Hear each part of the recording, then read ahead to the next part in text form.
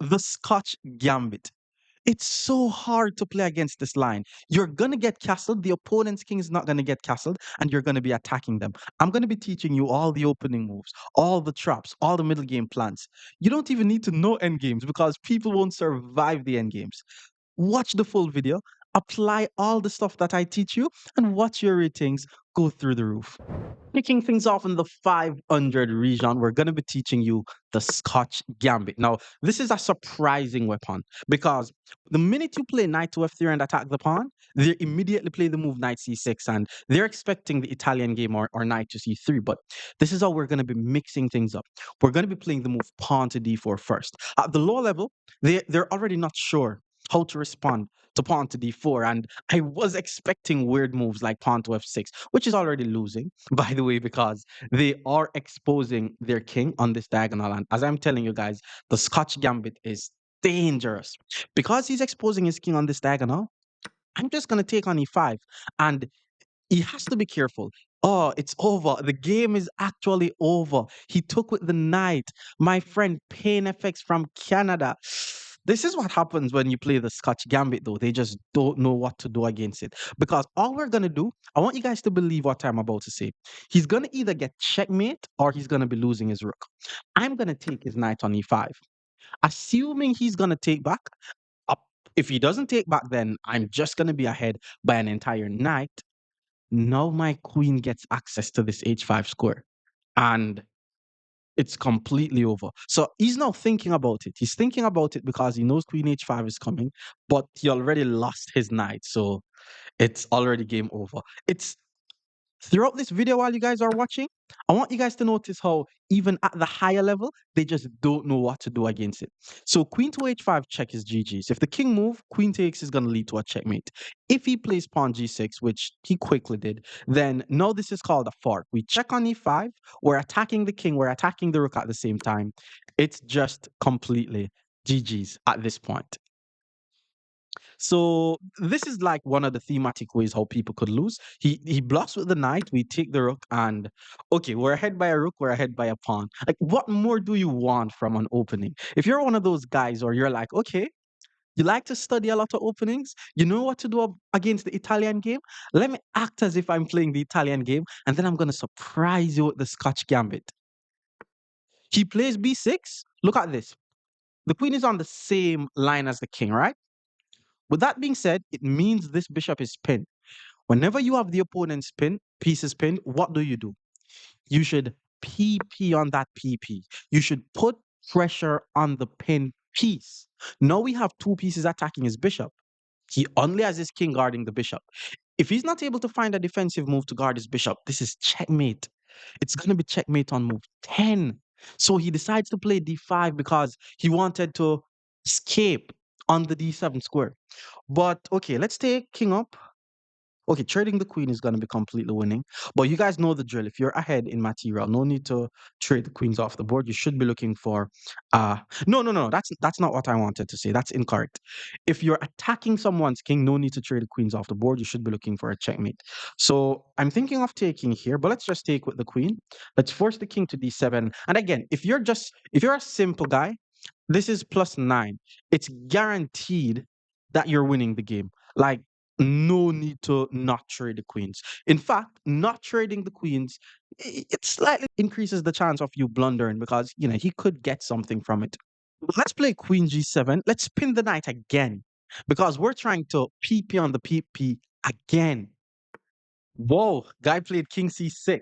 So he's trying to run his king to b7, but something that we spoke about is, okay, the knight is not pinned like this, but because my queen is attacking the knight, I could go bishop back to g5, and then I'm pinning the knight like this. So technically, I was already applying some pressure to the knight. Now I just pinned the knight. This is counting, by the way. I have two pieces on the knight attacking the knight. He only has his queen guarding the knight. Whenever I make these types of videos, the 500 ELO players usually do very well. But with the Scotch Gambit, it's different, man. Like, people just don't know what to do against it. So he decided to run away with his king. Let's just take the free knight. This is just counting. I'm also attacking his queen. And I mean, my king is in the center, but he's not able to touch my king. Oh, wow. Okay, he sacked his queen. Yeah, this is just a sign that he's giving up. It's no GG's. How am I gonna checkmate him from here though? Like develop my knight, castle my king. I'm ahead by 18 points, by the way. Look at this. The king went back to b8. What am I going to do? I'm going to pin the bishop again. It's like we're pinning the pieces. And what do we do whenever we pin a piece, my fellow viewers? We should PP on the PP. Look at this. None of his pieces are able to move. He cannot move the rook. He cannot move the king. He cannot move the bishop. Queen takes e8 is a checkmate regardless of what he plays. I can pre-move this. Pawn e3, and that's just a checkmate. But more Scotch Gambit against 600 level players. Stick around. Our opponent is now 600. Let's go e4. We're still doing the Scotch Gambit here. Now, after e5, knight f3, we spoke about this. We hit the pawn. Knight c6, we play d4. And at the low level, people are already not sure what to do against d4. Taking is correct, but even after they take on d4, we're not going to be hitting them with bishop c4, not immediately taking back the pawn. And then when they go bishop to c5, this is the first thematic main idea in the Scotch Gambit. They play bishop to c5 because they think they're defending their pawn, plus they're developing their pieces. So, it seems fine, it seems normal. But that's when we play the move pawn to c3. Because what pawn to c3 does, it's threatening to just take back the pawn. And he decides to play the move knight to f6. Knight to f6 this is already losing, by the way, because the opponent is giving me too much tempo. Like, the first thing I'm thinking of is just to take the pawn, and his bishop is already under attack. And if he pulls his bishop back to b6, I'm going to be just chasing his pieces around. Okay, but he's 600. He immediately decided to take on d4.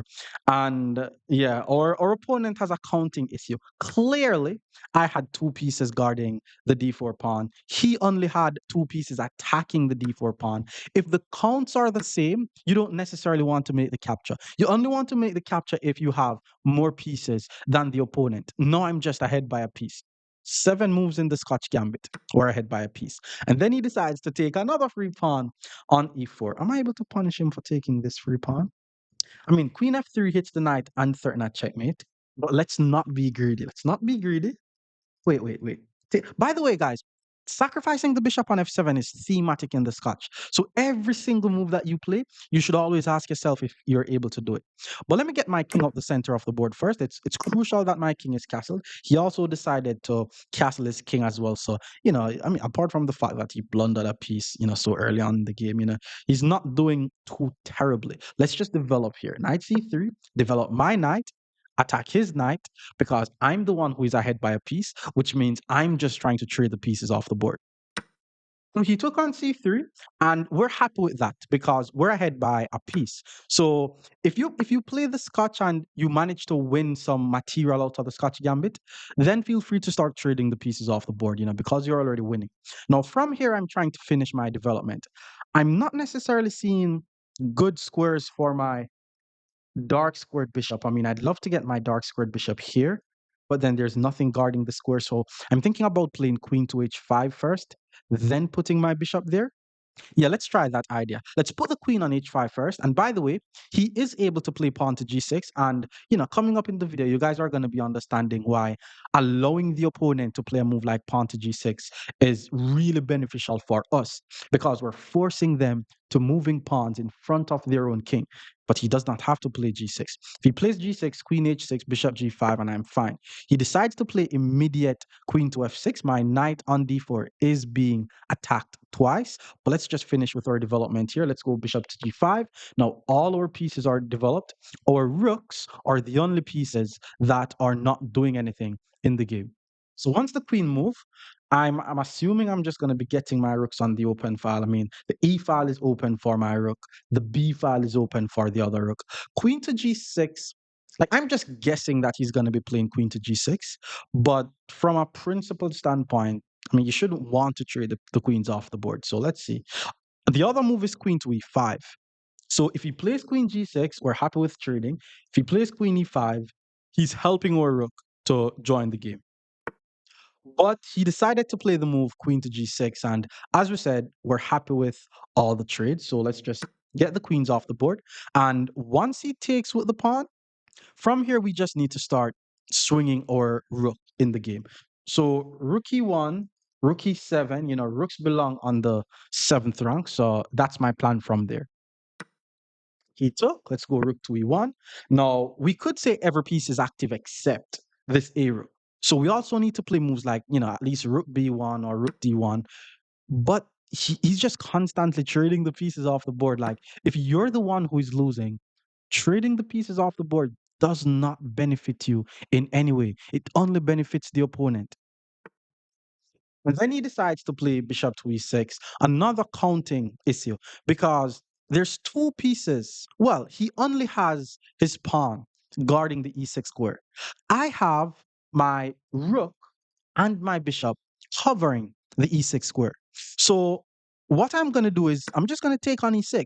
And then once he takes back on e6, my rook takes on e6. Now I'm attacking his weak pawn, which is what we're trying to do in the end game.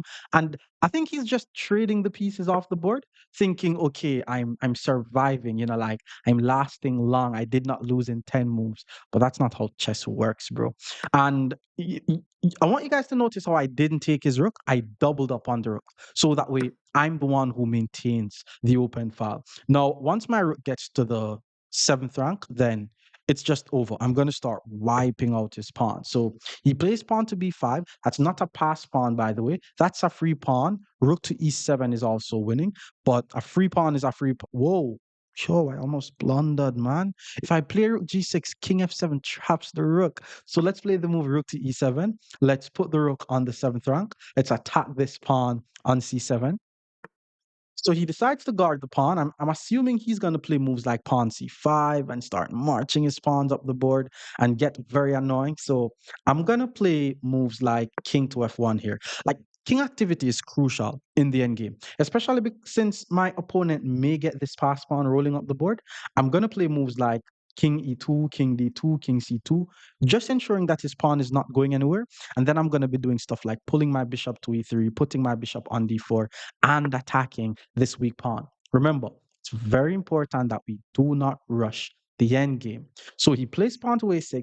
He's not seeing the idea of playing pawn to c5. Not sure why, but let's play the move king to e2. I guess he wanted to push the pawn and not lose this pawn. But once I'm able to get my king underneath his pawn, then he has nothing. So he's not necessarily attacking my rook because it's guarded. So let's continue improving our king. Remember what we said about the endgame. We do not rush the endgame. And then he finally decides to play the move pawn to c5. Now, there's a few things that I could do. I could take, but I want to push because whenever you're on the winning side in the end game, you generally don't want to be trading the pawns. You want to be winning the pawns. So after this move, pawn to c4, now I'm going to play the move king to c3. It's going to be harder for him to march down with the pawns. And then my plan from here is to use my rook and bishop working together to just take his pawns. So a5 was played. He wants to play b4. We're going to prevent this by playing pawn to a3. This is called prophylaxis. And prophylaxis basically means you see what the opponent is trying to do, and then you prevent it before they do it. Okay, rook c5 is a nice move. I'm not gonna lie. I think he understands that pawns needs to be attacked in the end game. Unfortunately, he's just down by an entire piece, so it's still gonna be an easier game for me to play. Let's go rook to a7. I'm also attacking his weak pawn. If he takes my pawn, he's attacking my bishop. So okay, this is tricky. I'm not able to take because he's attacking my bishop. Okay, now it's getting a bit tricky. If I check, he moves the king. Let's give a check here first. If he puts the king here or here, he's losing. So he has to put the king here. And then once he puts the king here, I want to find somewhere good for my bishop because I'm expecting, okay, he puts the king on f7. That was a bad choice, by the way. Like, you don't just put your king on the same line as someone's rook because now I'm actually able to take the pawn on d6 and it comes with a check. This is called a discovered check. Now he has to move the king. And then once he moves the king, I'm going to move my bishop. Now I'm going to put my bishop on f8 because it's very important that we attack weak pawns in the end game, but I'm also trying to ensure that my pawn on a3 is guarded. So moves like rook to d3 checking the king is possible. I'm going to move the king and then I'm going to start taking. Okay, he plays king to f6 again. That's just a pawn because it's just counting. I have two pieces on the pawn. He only has his king. So let's just take the pawn on g7, checking the king, forcing the king to move. And then I may, okay, I was planning on putting my bishop back on f8, but let's play the move bishop to d4. So that way there aren't any rook to d3 ideas. Okay, pawn g5. I'm thinking of checking immediately. It doesn't give me anything. So let's just take this free pawn. We're now ahead by 4 points, so it's basically game over. He plays king to e3. It's not a terrible move because now he has two pieces attacking my bishop. But I actually don't need to move the bishop because there's a trap in this position. So let's just play the move rook to a8. If he takes my bishop, which he quickly did, I want you guys to notice how my king is attacking the rook. The only reason why I'm not able to take the rook is because the king guards the rook. But now I'm able to play the move rook to e8, which checks the king. I'm now forcing the king to move. And then once the king moves, I will be able to take the rook. Now, once the king goes to d5, the king and the rook is now on the same line. And because the king and the rook is on the same line and my king is attacking his rook, I'm able to play rook to d8 check. Now his king really has to move. And then once I take his rook, it's GG's. He moves the king. Let's take the rook. And then from here, we just need to promote to a queen and simply win the game. So let's just check on d5. Let's check the king, grab the pawn, forcing the king to move. What the opponent resigns. More Scotch Gambit against 700 players. Stick around. Our opponent is now 700. Let's go e4. He plays e5. Let's go knight f3, hit the pawn. And after knight c6, we play d4. Now, this is called the Scotch game, by the way, once they take. If we take back on d4, it's the Scotch game, but we're not playing the Scotch game. We're playing the Scotch gambit. This is the more aggressive version. Knight to f6 is one of the main moves. Now, after knight to f6, it's important that you guys know this move, pawn to e5. We're immediately attacking their knight, and pawn to d5 is actually the only move that equalizes in this position with the black pieces. So if black does not know about this idea, which he didn't because he decided to put his knight on e4, then he's already in problems. Now, the move I'm going to play, well, let's think. I think bishop to d5 is already winning. I was thinking about pawn c. Okay, bishop d5 is not winning. There's knight c5. So now we play the move pawn c3. Yeah, this is the move. Pawn c3 is also very thematic in the Scotch gambit because taking on c3 is completely losing to queen d5 and bishop to c5. This is one of the moves that you can expect them to play. But now once the bishop is on c5, the knight is now no longer able to get to the c5 square. Now once I hit him with queen to e2, we could say his knight is trapped and he's already losing material. So I'm telling you guys, like playing the Scotch gambit, if you know about the bishop takes f7 ideas, know about the c3 ideas to keep the opponent's king in the center of the board and do your attack, you're going to win some very nice games because he's already losing material here. So he decides to take on c3, which is fair. He was about to lose the knight anyways. My b2 pawn is being guarded by my bishop. So let's just take on e4 in this position. I just took the knight. If he takes on b2, I take back on b2. So we could say 7 moves into the Scotch gambit. We're already ahead by a piece. And then he plays bishop to b4, which that's an interesting move. He's actually trying to take on b4 or push c2. It automatically comes with check, and he's going to be winning some material. All I need to do here is just castle my king, just get my king out the center of the board. Now I have nothing to worry about because for one, I'm already ahead by a piece. He took on b2, my bishop and my rook is under attack, so I have to take back on b2. But now my bishop could also start a lot of problems on this diagonal. And I was just about to say, even if he castles, he's still going to be in problems. And that's because there's no knight on f6 guarding the h7 square. My queen is already targeting the h7 square. And as we spoke about, we always want to be attacking the squares around the opponent's king. So, okay, I was just about to say knight g5, but my bishop is no longer on c1. That's crazy. With that being said, instead of playing knight g5 to target his h pawn, I'm going to play the move bishop to d3 to target his h pawn. Now, pawn to g6 is the obvious move in this position, but I kind of want, well, he kind of has to play pawn to g6, but The reason why I'm allowing pawn to g6 in this position is because now the dark squares around this king is weak and he could be getting checkmated even faster. So I have a few different plans here. The simplest one is just to play queen to f4, and already I'm targeting the dark squares. I'm going to play queen to h6, knight g5, queen to h7, and that's going to be a checkmate. And it sounds very simple, but I'm not seeing how he's going to be preventing this. Rook to e8 is definitely a good try because he's basically saying if I play queen to h6 and with the idea of playing knight g5, he immediately pulls the bishop back to f8. But there's a very nice move that I want you guys to find in this position. Remember, we spoke about this bishop on this long diagonal? That's the purpose. Well, let me think. Let me think some more. Pawn e6. Pawn e6. Pawn takes. I wanted to play queen to h6, but I may have to sacrifice another piece first. So we're still going to play pawn to e6, but the game is not complete. I thought the game was complete once he takes the pawn, but I still have some work to do. So he decides to take with the rook, which is not a bad move, by the way, because my plan was to sack on g6 if he had taken with this pawn.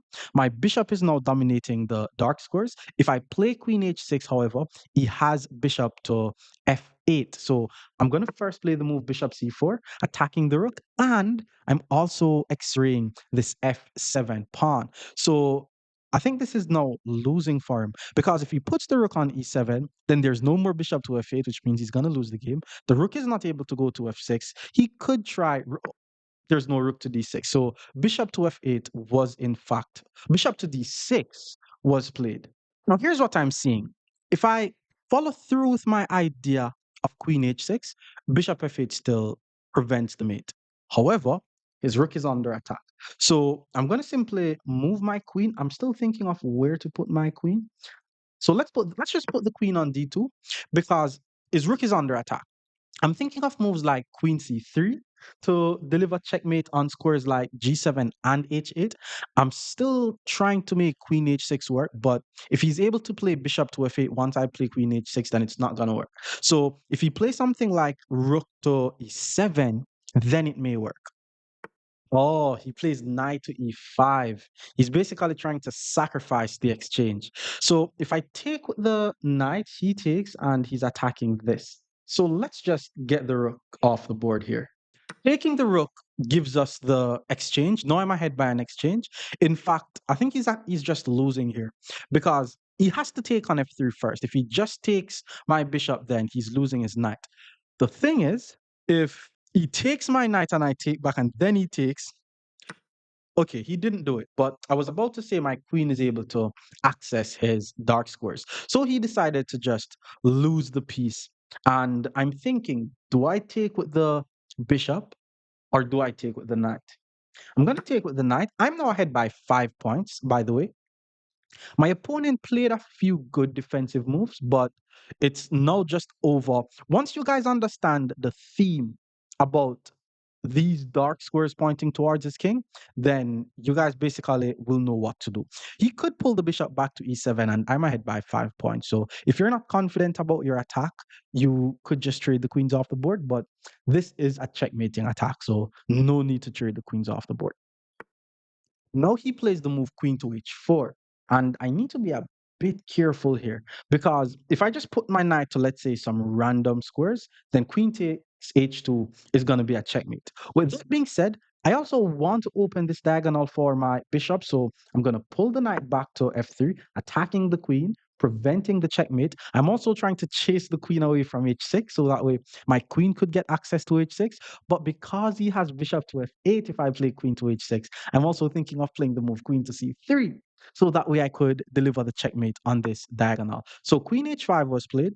And now I don't want to rush the attack because if I play queen c3, he plays pawn e5. I mean, I'm able to take, but doesn't lead to a checkmate. So let's play the move knight c3. Let's develop our last piece. Let's get our last piece in the game. My whole idea from here is to play knight e4. And then once I play knight e4, which he allows, but my bishop does not have this diagonal anymore, but I'm still going to play knight e4 because now I'm threatening to play the move knight to f6, which will be a very nice royal fork if he doesn't see what's happening. And if he decides to move his bishop out the way, then there's nothing protecting e5.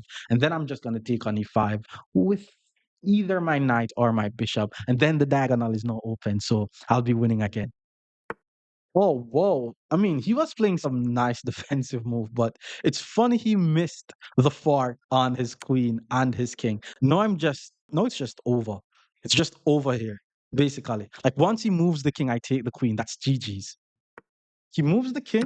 Let's grab the queen. And now I'm just going to start taking the free pawns. That's a free pawn. The idea of queen h6 is still lurking in the air. There is also knight d7.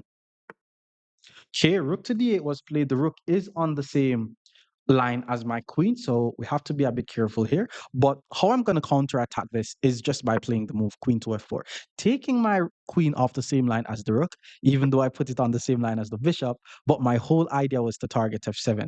He plays f6, which does not work. This is just a checkmate in like 3 moves. If he puts the king on e7, then it's going to be a checkmate in 2 moves. Ensure that you guys were able to find it. But once I take on f6 with check, if he plays king to e8, that's a checkmate. But if he plays king to g8, I check on f7, forcing the king to go to h8, and then knight takes g6 is going to be a double checkmate. So let's take on f6. King has to go somewhere. He puts the king on e8, and that's just a checkmate. More Scotch Gambit against 800 level players. Stick around. Our opponent is now rated 800. And this is the Scotch Gambit that we're playing, pawn to d4. This is the whole start of the Scotch Gambit. Okay, I've actually never seen someone played d5. So I play d4, they immediately respond with d5. This is a weird way to play because now I'm able to just immediately take and I'm attacking the knight. I'm also thinking of taking on e5, but let's just take and I'm already attacking the knight. If he decides to take with the queen, which he quickly did, I'm thinking of playing moves like knight c3 in this position, and that could gain me some tempo on his queen. Unless, I mean, I think pawn takes just wins a pawn. But let's play the move knight c3 to gain the tempo on the opponent's queen. The move that he has to play here is bishop to b4 because it wouldn't be good if you're moving the same pieces more than once in the opening stage of the game. And at the lower level, those are not the easiest moves to find. Pull his queen back to e3, and 5 moves into the Scotch Gambit, my fellow viewers, we are already winning the game because the queen and the knight is adjacent to each other. We're going to be hitting him with the move pawn to d5, and that is already a fork. So it's crazy. Now he has to move his queen somewhere. I'm just going to take the knight, and I'm winning the game. He moves the queen out the way. Let's just take the knight, and now it's just game. Oh, he did not take back the pawn, which is definitely a surprising move. He decided to develop his knight instead. Okay, this guy's asking for trouble. First of all, taking on e5 is a free pawn, but then he moves his queen somewhere and my knight is under attack. I like the idea of taking on b7, and then after bishop takes, then I take on e5, and then after the queen move, then I check, and then after the pawn push, then I take. But then the queen could eventually take on b5 as well. Like, I don't want to rush this position. So here's what I'm going to do. Let's just focus on our development. I'm going to play the move bishop to b5, putting my bishop on the same diagonal as his king. Like, once you're playing moves like these, it's usually forcing moves, and you're basically forcing the opponent to find some defensive move where if they don't find it, it just loses the game. For example, in this position, black has to play pawn to b6. If it's not pawn to b6, then it's GG's. He did find pawn to b6. Basically, I'm now not able to move my pawn forward. Now, I'm trying to like take and then sack my queen, but those ideas are not going to work. So here's what I'm going to do instead. I want to take on e5, but then his queen takes on g3, and that's kind of weird. So let me get my king out the center of the board first. Now his pawn on e5 is under attack. I'm thinking of moves like rook to e8, bishop to g5, and then once I hit him with bishop g5, if he moves his knight out the way, then I could sack my queen or even play the move queen to d8. But he decides to play bishop to d6, and I'm still consider sacrificing my queen. But then after takes push, I have nothing. Another thing that I'm considering is just to sacrifice my knight on e5, which I'm definitely going to do this because this is a thematic idea that I want you guys to learn. Where when someone's king is in the center, you could actually sacrifice a piece. And once they decide to take back, all you need to do to regain that piece is just to pin the piece. And it's going to be very hard for them to hold on to that piece. So, for example, after the bishop takes, we play the move rook to e1. Now the rook is on the same line as his king. This is called a pin, by the way. And I'm assuming he's just going to get castled and then I'm going to take. But he could try to hold on to the okay, or he could also play that move. That's not a terrible move. You know, it's some offense is the best defense type of move, but I think he should have castled his king. Because okay, fine. Let's look on the opponent's last move. He's threatening a checkmate. Fine. My first reaction is, oh, let me just play g3 and defend the mate. Nah, my first reaction is to play a more forcing move. So even though he's threatening a mate in one, I have a check. And that check is more forcing than a threat. He now has to react to my move by playing king to f8. I mean, there is bishop back, but you know, he wants to checkmate. And again, what's the best way to defend against this checkmate? Hopefully you found it. But it's not g3 because offense is the best defense. If you thought about queen to f3, then you know something about chess.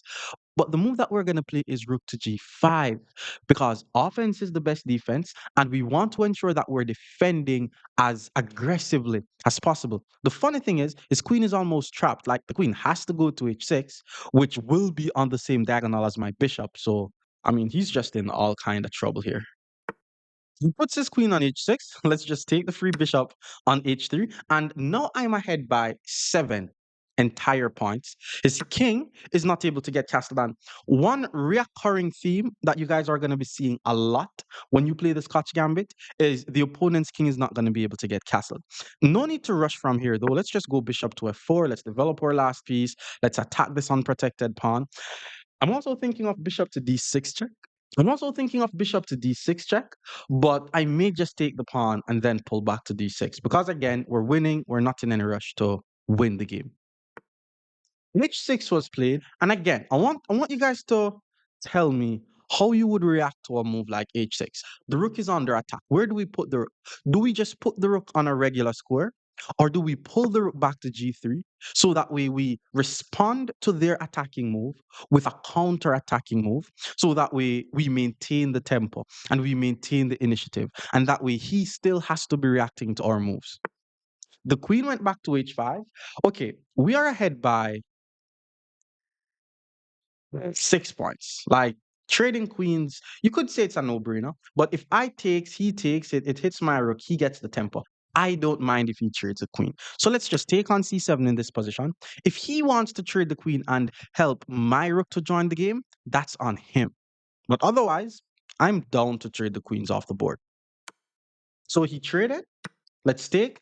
And he's still going to be having issues getting his rooks in the game. In fact, he's not going to be able to get his rooks in the game before losing even more material. So he plays king to e7. You know, he's trying to swing the rooks in the game. We're not going to be allowing any of that. Let's hit him with the move rook to e3. The king is not able to step over here because of our rook. So we're now forcing his king back to f8. And this is me looking for checkmate. Like check king has to go here. Check king has to go here, pawn push. Or how do I promote my pawn? Okay, check is forcing. King has to go here. And then pawn push promotes the pawn. Very good.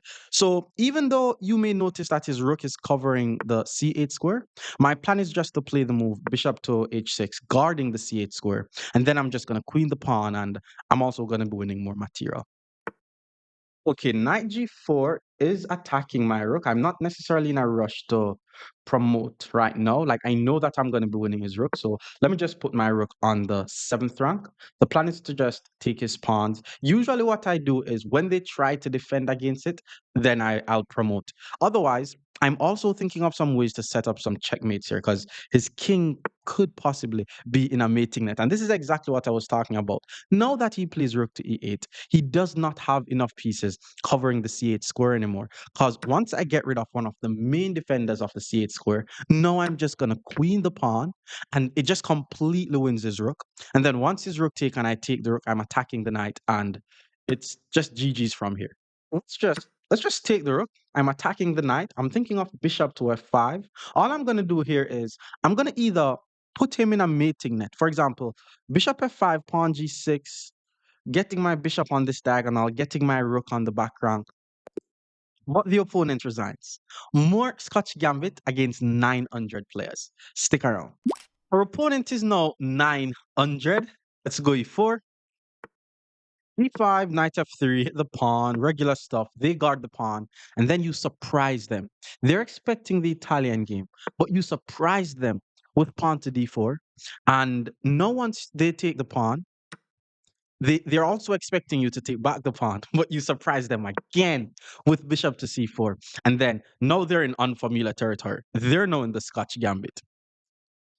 Usually at this point, your opponent will start thinking. And okay, they play knight f6, they're attacking the pawn. We're attacking them at this point. We're hitting them with pawn to e5, attacking the knight. Now, at the lower level, they don't usually find pawn to d5. I don't think we're going to be seeing players finding the counter-attacking correct pawn to d5 until around maybe 1300. But let's see if my Nigerian friend finds it, then he knows chess. You're gonna see this. You're gonna see them using up a lot of time off their clock. Knight to e4, you're also going to be seeing moves like knight to e4. Now keep in mind, the knight is not usually stable on the e4 square. And if they put their knight on e4, we're going to play the move pawn to c3. If they put the knight on g4, we sack the bishop. But if they put their knight on e4, we play the move pawn to c3. And they have to be very careful now. For example, taking the pawn is an immediate loss. Queen to d5 and it's GG's. Black has to resign because we're hitting the knight and we're threatening a checkmate. Bishop to c5 is also GG's. It's it's basically hard. So my opponent decided to play pawn to d6. It's not a terrible move, but that should be a mistake. And here's why I think it's a mistake. First of all, the knight is an unprotected piece. What happens? Okay, I need to think because I was thinking of playing queen e2, but there is in fact pawn d5. So, and if I take, there's knight takes. Oh, pawn c3 also allows us to play queen b3, and we're immediately targeting their f7 pawn. So again, we're attacking them from the opening stage of the game. And part of me wants to say that we're not following principles because we're doing like a premature attack. But whenever you're going to be thinking about that, all you need to tell yourself is the attacking moves that I'm playing are development moves. Just tell that to yourself. So this is the first time moving my fruit juice. Bro, you're 900, bro. Come on, 900? It's queen, bro. I mean, I'm expecting this at 500, but you don't see my pawn covering the f6 square? You're panicking that much, my Nigerian friend? No, it's over. It's just over. It wasn't easy to defend against, though. He had to find queen e7. Okay, knight back to c5. That's a good try, but why move my queen when I have check that I can play in the position? So let's just take on f7. I have two pieces attacking f7. I'm checking the king. He's forced to move the king. He's in trouble. Now, king to d7 is the move that I'm expecting, and then I'm just going to move my queen somewhere. If he plays king to d8, though, then I'm going to if you find the move that I'm about to play, then you may have some potential to get good at chess, because my queen is under attack. If your first reaction was where do I put the queen, you're not ready. We're looking for forcing moves. We're looking for checks. We're looking for moves like bishop to g5, pointing the queen towards his king. Now he thinks he's winning back my queen. Now he's like, oh, I'm winning back the queen. But if he touches my queen, then because my bishop is on the same line as his king, I'm going to hit him with this discovered attack, getting back my queen. Oh, he took the queen. Now he's happy. But now I take on g7. This is called a discovered attack. His king is in check. His rook is under attack. He blocks with the bishop. And it's now checkmate. Please ensure that you found the checkmate. But this checkmate in two goes like this. I take his rook with check. The bishop is not able to block. He has to play king to d7. And then I hit him with queen to e8. And that's a checkmate. So let's take on h8 with check. King to d7 is forced at this point. And that's just a checkmate. More Scotch Gambit against 1,000 players. Stick around. Opponent is now 1,000. Let's go e4. E5, we play the move knight to f3, hitting the pawn. And again, we're not necessarily going to be playing the Italian. This is not the Italian because we're playing the move pawn to d4 first. Our whole idea is to first open the center of the board, then we attack. Pawn to d6, you're going to be seeing a lot of players playing pawn to d6. This is already bad or worse for black. The first way in which I could get an advantage is just by taking on e5, and then once the pawn takes, I take the queen, and then the knight takes, and I'm winning a pawn.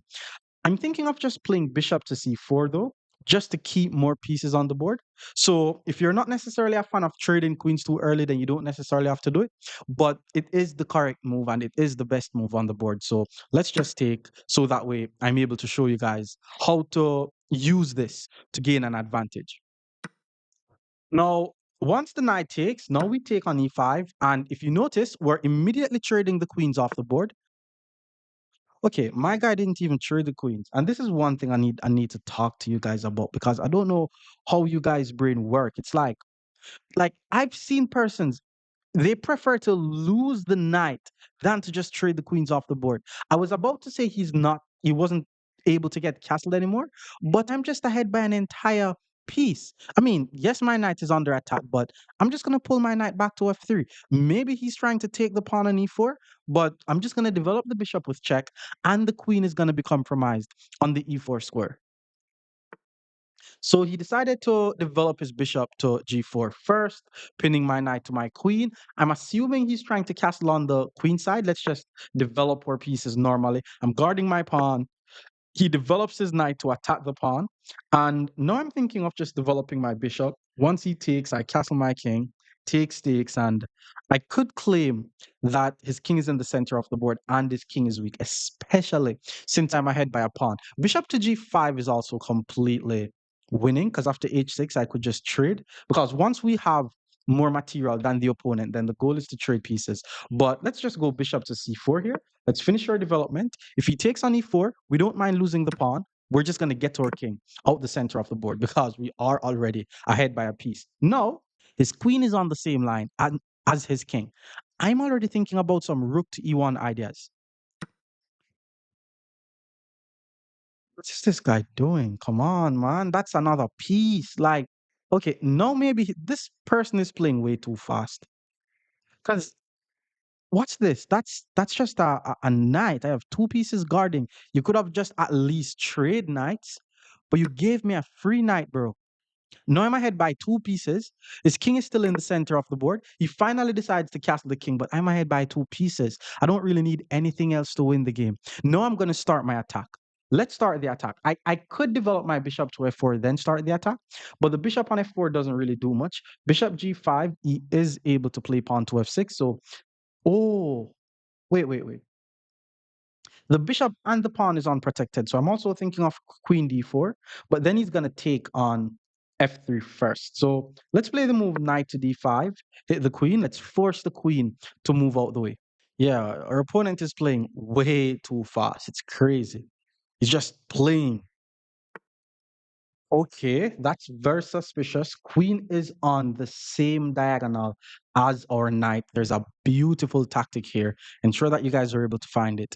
But because the queen is on the same line as the knight, all I need to do to attack the queen is to just move my knight out the way.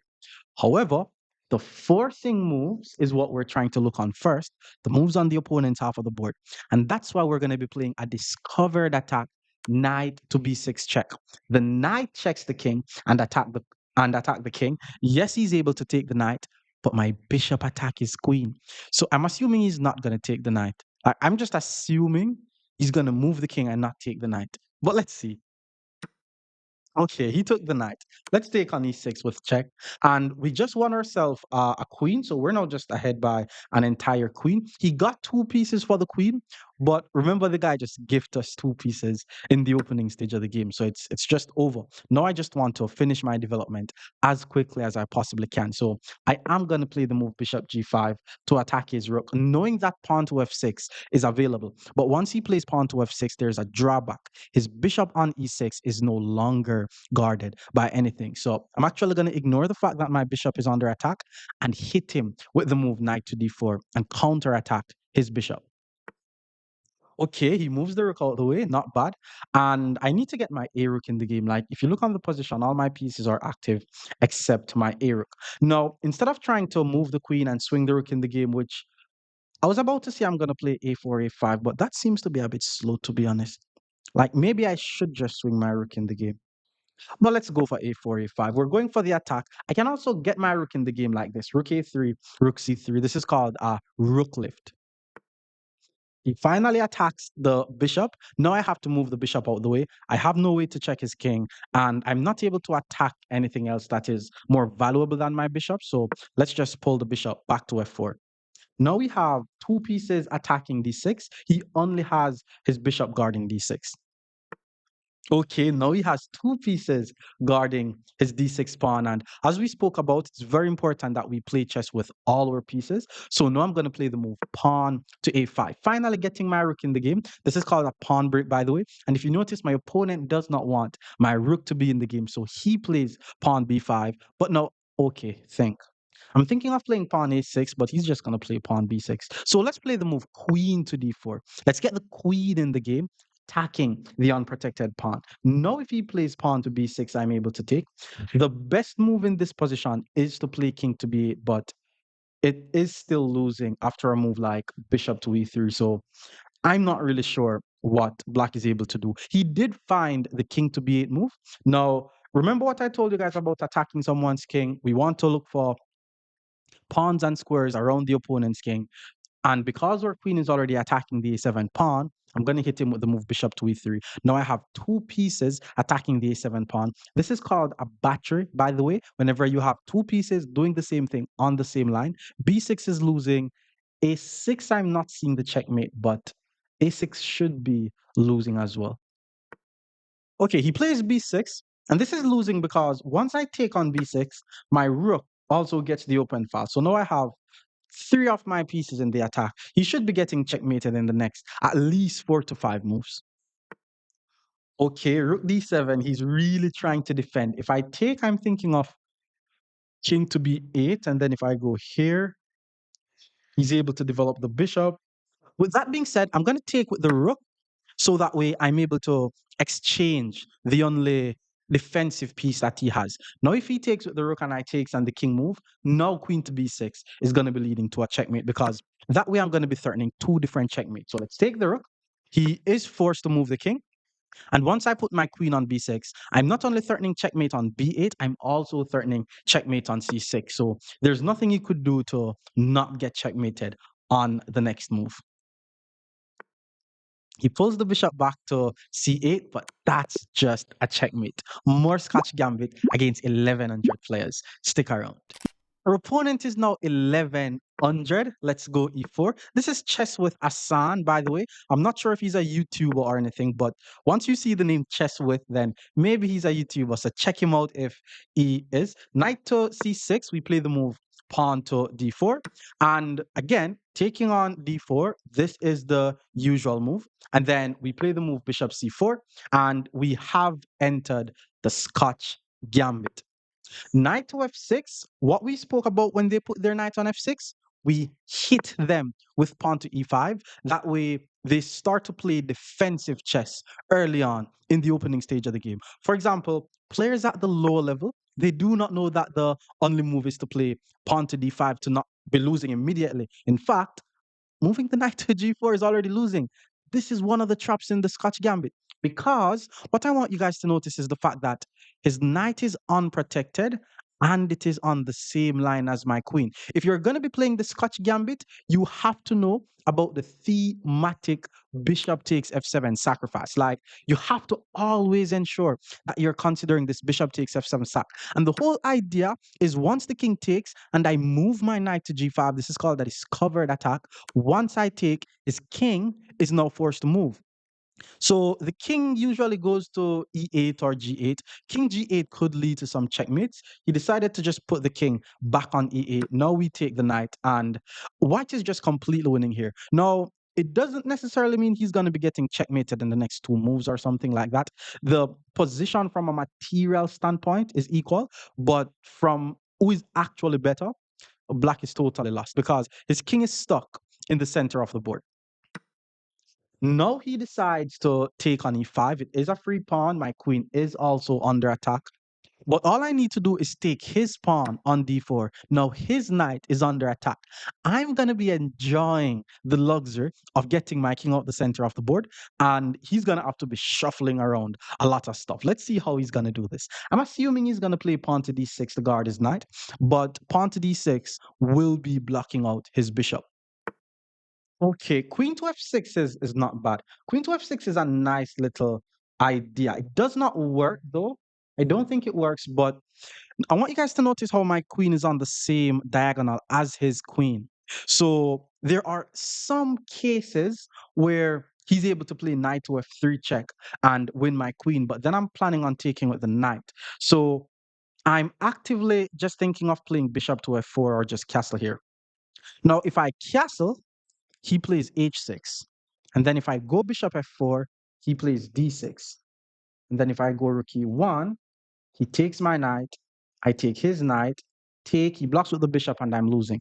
So instead of castling, I'm gonna first develop my bishop to f4. This is a very risky move, by the way, because as I said, my queen is unprotected. There is also knight to d3 check that he could try, because after knight d3, again, my queen is unprotected. I'm forced to take with the queen, and then he's able to take on f3. But my whole idea playing this is the fact that I'm just going to castle as soon as I can, and his king is not going to be able to get castled. Now he plays bishop to d6 and knight to e4. I would love to play to fork, but I have to be cautious about this diagonal. I just have to. So here's what I'm going to do. First, let's play the move. Is it queen to e4 or queen to e3? Let's go queen to e3. Let's pin the knight. So that way we're not worried about any discovered attacks because the knight is not able to move. The good thing is he's not able to just run his king out the center of the board. The move I'm expecting him to play is pawn to h6 and attack my knight, but knight e4 hits the queen, hits the bishop. He's also, yeah, I was just about to say he's also not able to develop his light squared bishop. He finally plays b6. Knight e4, I like. Knight e4, he moves the queen. If I takes, he plays pawn takes. I also like knight c3, and if he puts the bishop there, then I go knight e4. I also like the idea of just getting my king out the center of the board. There's a lot of things that I like in this position. Let's just focus on our development though. Let's go knight c3.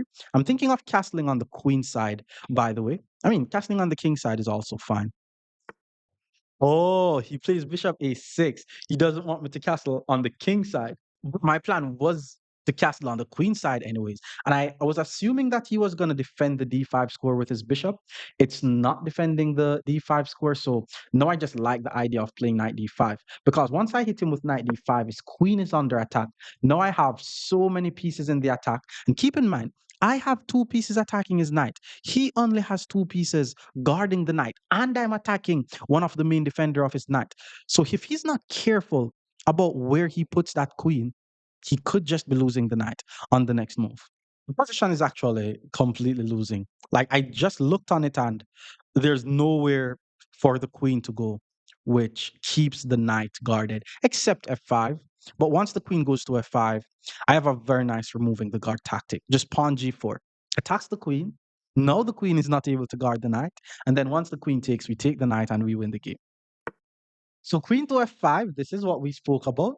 And now the very nice removing the guard tactic. And how it works is that I have two attackers on the knight. He has two defenders on the knight. And that's why we play the move pawn to g4.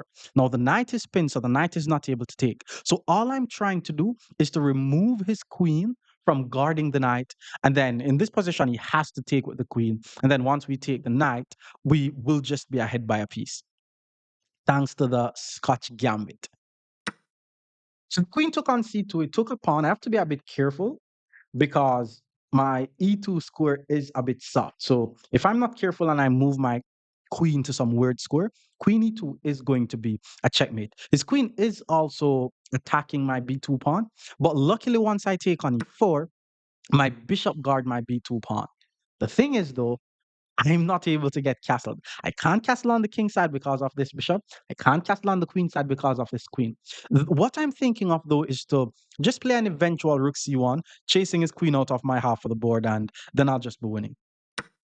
Okay, he took with the bishop, and I'm about to get creative. So here's what I'm thinking: just take the bishop, the king moves, and then if I check the king moves, I have nothing. If the king move, I check the king move, I still have nothing. So what if I don't take the bishop and I decide that I want, okay, it doesn't work because then he has queen takes. That does not work. Let's just take the bishop. Let's take the bishop with check. Let's force the king to move. My only worry is my e2 square, but I'm not going to be moving my queen away from the e2 square. All right, so if I check, the king goes here. I'm not able to take here. I'm not able to play rook c1. Knight to e3 attacks the queen, but again, I cannot afford to let my queen not guarding the e2 square. So I'm thinking of playing knight b2, which would be a fork, forking the queen and the bishop. Knight b2, there's rook to e8 though, pinning my queen to my king. And then I'm going to play the move knight to f7 check, and then it just completely wins the game. Because once the king move and I take the rook with check, he moves the king, I take another rook with check, and then once he takes my queen, I take his queen, and I'm going to be ahead by so much material. So let's start the combination. Let's start by playing the move knight to b4. Hits the queen, hits the bishop. That's not a checkmate. My b2 pawn is guarded, which means he just has to move the queen out of the way. I'm assuming he's going to move the queen somewhere where he's able to guard his bishop. Knight f7 was also a fork, but I'm just not comfortable with this queen on my half of the board. Ah, he did play rook to e8. It's completely over. He's about to lose both of his rooks, then his queen. So as we spoke about, the king is the only defender of the rook. And I mean, my queen is on the same line as my king. So my queen is actually pinned here. But once I hit him with the move knight to f7, checking his king, that's a forcing move. His king is forced to move to c8. His queen is still under attack. We take the rook with check, forcing the king to move. His queen is still under attack. And then I'm going to play, these are called in between moves, by the way. Like, keep in mind, what I'm trying to do is take his queen. So everything that I play that does not take his queen is an in-between move. So now I take on a8 because if I take his queen, he's just going to take my queen. So let's take on a8 with check. And then once the king takes, I take on c2. Now we are ahead by 12 entire points. So all we need to do from here is to, castle our king, exchange the last bishop off the board, capture all his pawns, and just win the game. So first thing I'm going to do is let me just get my king out the center of the board. I'm attacking this unprotected pawn. I want to play knight to b. Well, the opponent resigns. More Scotch Gambit against 1,200 players. Stick around. Our opponent is now 1,200. Let's go e4, e5. Let's hit the pawn. They guard the pawn. Now we play the Scotch game. But when they take, we play the Scotch gambit. The whole idea is we're getting this quick lead in development where our king is going to be able to get castled so quickly. Knight to f6 was played to attack the pawn. But the thematic idea to remember is once they play knight f6, you play e5 and you immediately attack their knight. And it's usually hard to find pawn to d5 in these types of positions, but pawn to d5 is the correct response against this. But if the knight decides to move anyway, or the opponent decides to play a move like this, they're already completely losing. Because for one, bro, I'm attacking your knight. Two, I block the check with the pawn. Whenever they play bishop to b4, when you play the Scotch gambit, block the check with the pawn. Whenever they take on c3, take back with the pawn. Now they have two pieces that is under attack. We're already winning material. 6 moves into the Scotch gambit. We're already winning material. So he pulls the bishop back. Let's just get the knight off the board. He took with the queen. I'm thinking of castling. There is bishop to f6, which it definitely seems a bit dangerous because it looks as if my bishop and my rook is going to be under attack. So if I castle here, he takes on c3. I take on c3. The queen takes on c3. I check his king. And once I check his king, king goes to f8. My rook is still under attack. My bishop is still under attack. I play queen to d5, threatening the checkmate, guarding the bishop. He's not able to take my rook. And then once he guards the checkmate, then I develop my knight. Let's get the king out the center of the board. It's very important that you're able to calculate moves forward. So he did not decide to take on c3. That was smart, by the way. Like, don't be too materialistic. But we're already ahead by a piece here. Now we're focusing on our development. Let's develop the bishop with a tempo. Whenever you get a tempo, you basically play a developing move and you force the opponent to react to your move at the same time. Queen to g6 was played. That's not a bad move, but I like the idea of playing bishop back to d3, targeting the queen again. I want what is called the initiative. The initiative basically means every time you place a move, you're forcing the opponent to react to your move. That's what we want. Queen to d6 was played. That's not bad. And by the way, bishop takes h7 does not work here because once the king takes, we takes. The queen is not unprotected. But how do we continue to to use our initiative? We play the move queen to c2. Now we create a battery along the h7 pawn. There's two pieces attacking h7. And then he plays g6. And one very, very, very thematic idea that I want you guys to keep in mind when it comes to the Scotch Gambit is the dark square weaknesses around your opponent's king. But no need to rush. Let's just go knight d2. My development is complete. My king is out the center of the board. My opponent plays the move knight e5, already moving his pieces more than once in the opening stage of the game, with his bishop not doing anything, this rook not doing anything.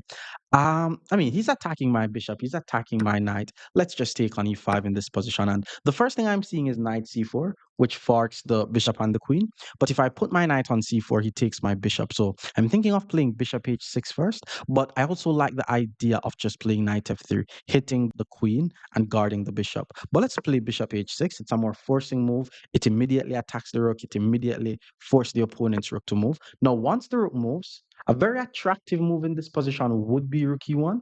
But if you're any way good at math, then after takes, rook takes, he's gonna have two pieces for the rooks. I mean, maybe I'm still winning because his rook is not in the game, but from a mathematical standpoint, that does not work for me. So let's continue with our plan. Knight c4. This is called a fork. It's not necessarily one of those forks where we're guaranteed to win material because he could move his queen away and guard his bishop, or he could move his queen away and counterattack my bishop. That's a nice move. I'm not gonna lie, I did not see that move to be honest. Queen takes e3 was a nice move. Okay, I'm ahead by a piece. So technically I could trade pieces off the board, but I still like the idea that I'm the one who is attacking. And he could be getting checkmated on this g7 square. So let's not trade. Let's play the move queen to a4. We have two pieces attacking his bishop. My bishop is hanging, by the way. But if he takes my bishop, I take his knight. And then my plan from there is to swing my rooks in the game. The good thing is his development is not yet complete. So I'm already in the middle game. So just think about my position as, okay, let's just take the bishop. But think about my position as I'm already in the middle game. All my pieces are already doing something in the middle game, and he still has to worry about his development coming out of the opening. For example, pawn to b6 was played attacking my knight. I'm not immediately thinking about moving the knight in this position. I want to play a move that gains me tempo. For example, the rook is on my half of the board. Well, the queen is on my half of the board. Play rook to d1 and counterattack the queen. If he moves away the queen, I could either move my knight, but because his rook is unprotected and his back rank is weak, I'm also thinking about rook e1 ideas. Then after I'm able to play all these attacking moves, then I may move my knight. I'm not planning on moving my knight until I play at least three more attacking moves. So queen to f5 was played. Rook e1 I'm considering. Rook e1, there's takes, takes, bishop a6. His back rank is not going to be as weak. Queen to d4. Queen to d4, I'm definitely considering. Pawn to f6 prevents the checkmate though. And then maybe at that point I play. So it's either rook to e1 or queen to d4. Maybe I should just go rook e1 takes takes and then after bishop to a6, then I play rook d4. It's going to be a very active position for me. And then after he plays pawn to f6, I'm going to finally just move my knight out the way. So let's start by playing the move rook to d1 in this position. If takes takes, he's not able to take because of his weak back rank, which means I'm still threatening the checkmate. There's no loft in this position. Okay, rook to e6 was played. I was not expecting a move like rook to e6. He didn't take, so that way I'm able to threaten the checkmate. And if I takes, I'm assuming he's going to be taking with the e pawn. I don't think that was an accurate move that he plays actually, because okay, if I play queen d4, there is f6. If I takes, pawn takes, queen here could lead to a checkmate. King here, that's a checkmate. If I play queen d4, pawn f6, I take, there is queen takes. That's the thing. So it's still not yet a checkmate. Well, let's take on e6 first then. Let's take on e6 first. Let's see what he's trying to take with. Because taking with the d pawn is over. Taking with the queen, that's the correct way to do it.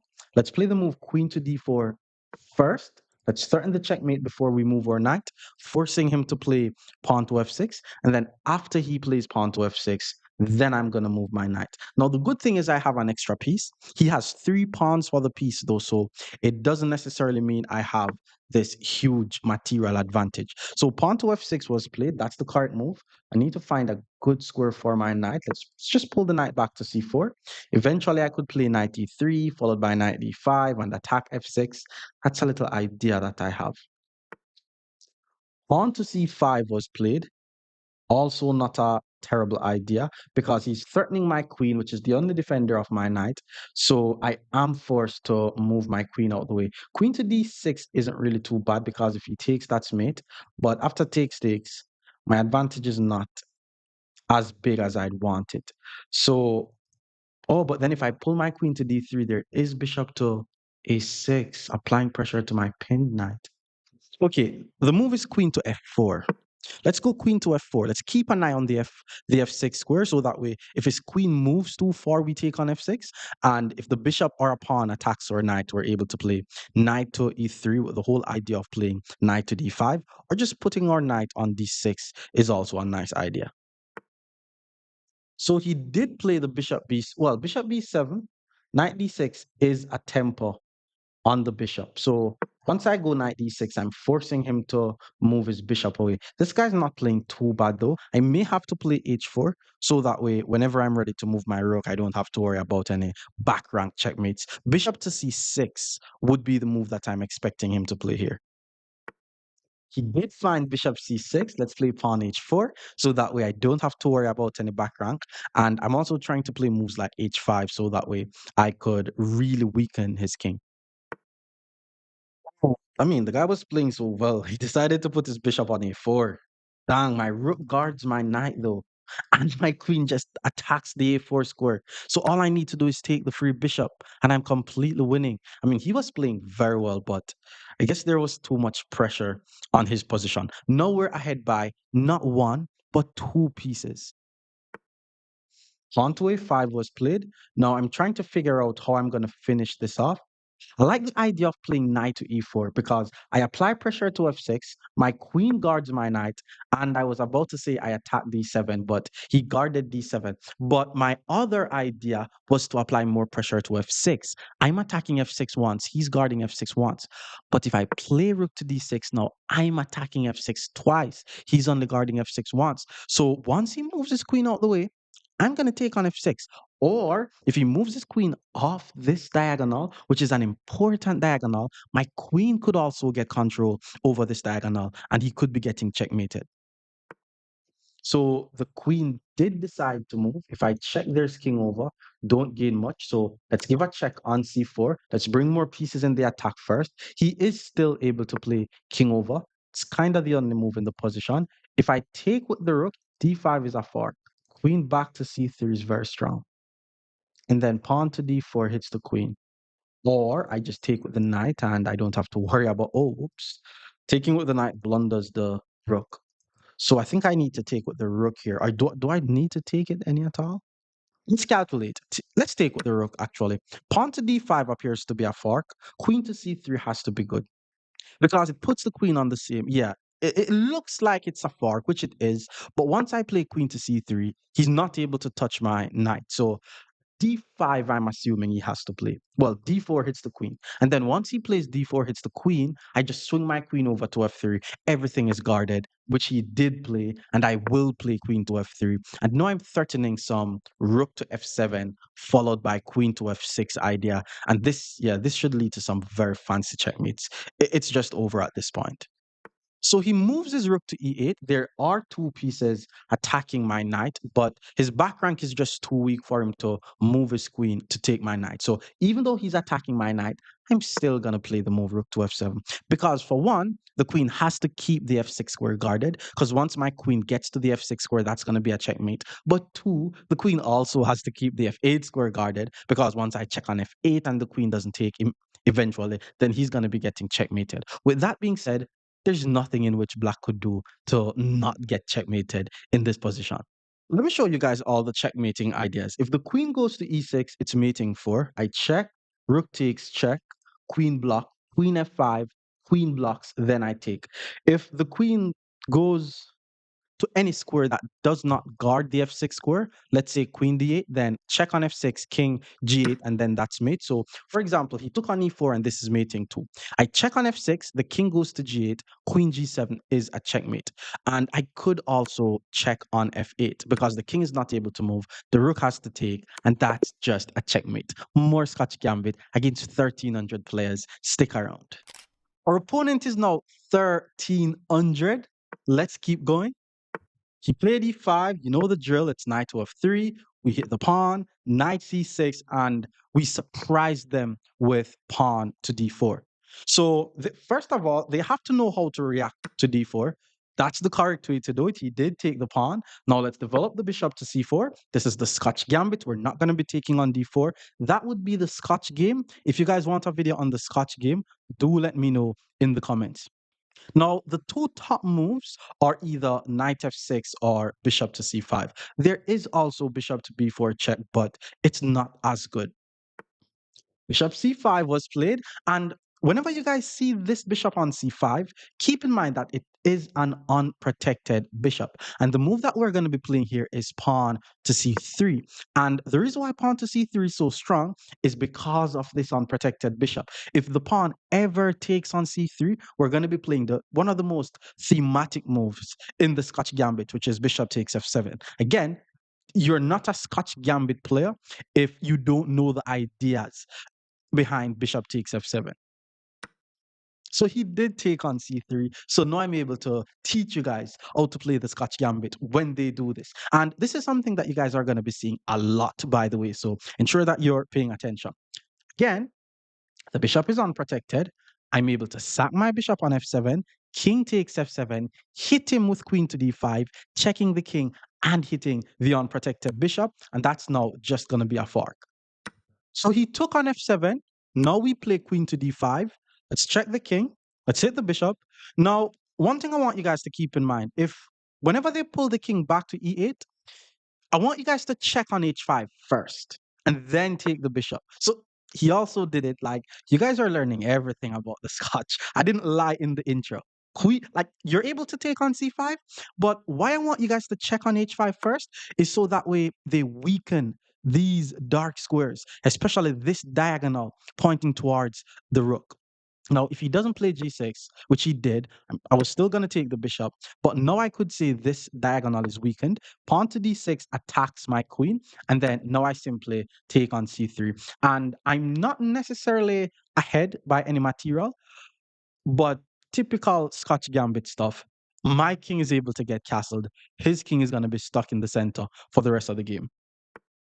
Okay, queen to f6 is not a bad try. Like, this is correct that black is doing. His king is not able to get castled. He's defending, so he needs to trade the queens off the board.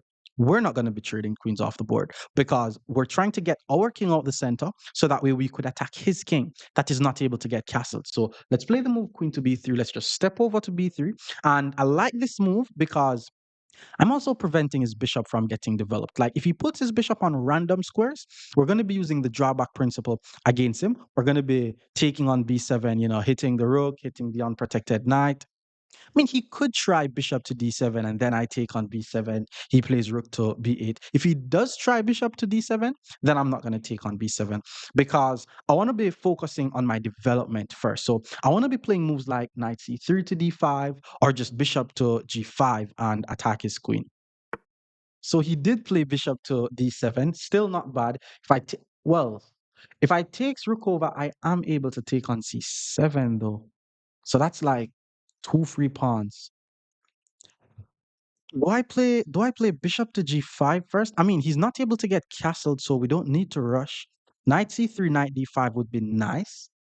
But at the end of the day, a pawn will always be a pawn. So let's just take.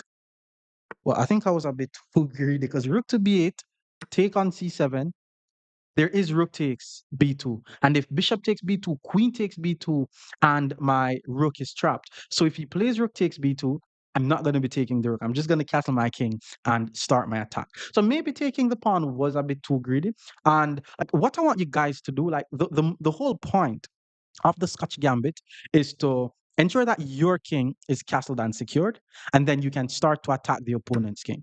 So he did find the sacrifice. That's a nice move, by the way. But because if we take, he has queen take. So let me just get my king out the center of the board. I'm thinking of playing bishop to g5 as well. Now, another good try. Like, I think my opponent is just losing regardless because his king is just not able to get castled. But because the queen is on the same diagonal as my rook, he could try some discovered attack business, like sacking the rook on f2.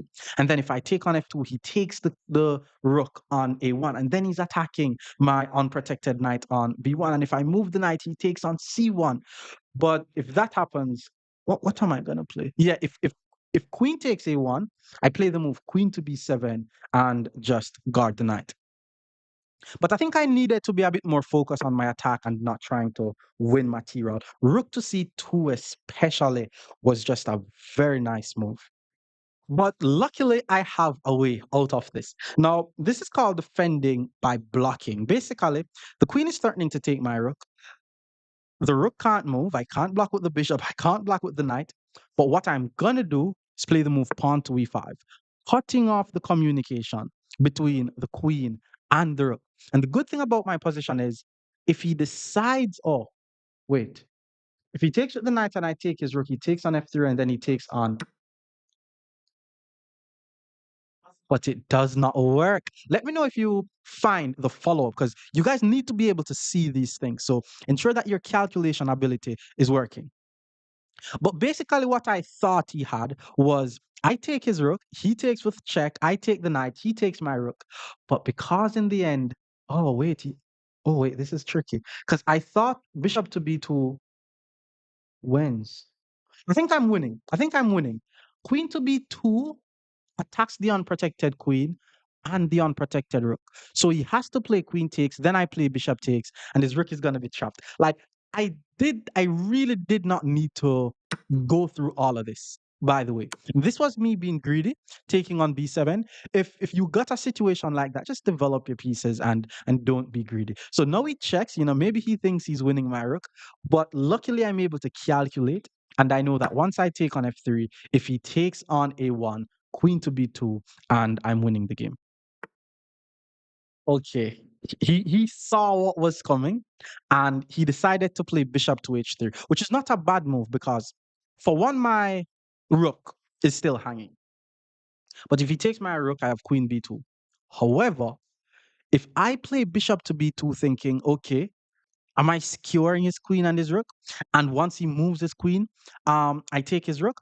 That actually does not work because if I take his rook, queen to g5 will be leading to a checkmate. So with that being said, let's just move the rook out the way. Our rook is under attack. We're going to be moving the rook. And there's two things that I need to be aware of here. I need to be aware of a queen going to g5, checking my king, and then once the queen move, I get mate. I also need to be aware of a queen taking on f3, followed by queen to g2, and I'm getting mate. Now I am ahead by 5 points, so all I need to do is not get checkmated, and then I'll be good. So king to f7 was played. Now it's my turn to start looking for forcing moves. Again, bishop to b2 doesn't work. I'm going to be getting checkmated.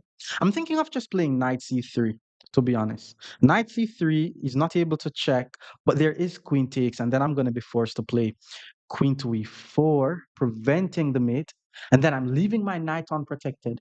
But if he takes my knight, am I able to checkmate him with queen e8, king g7?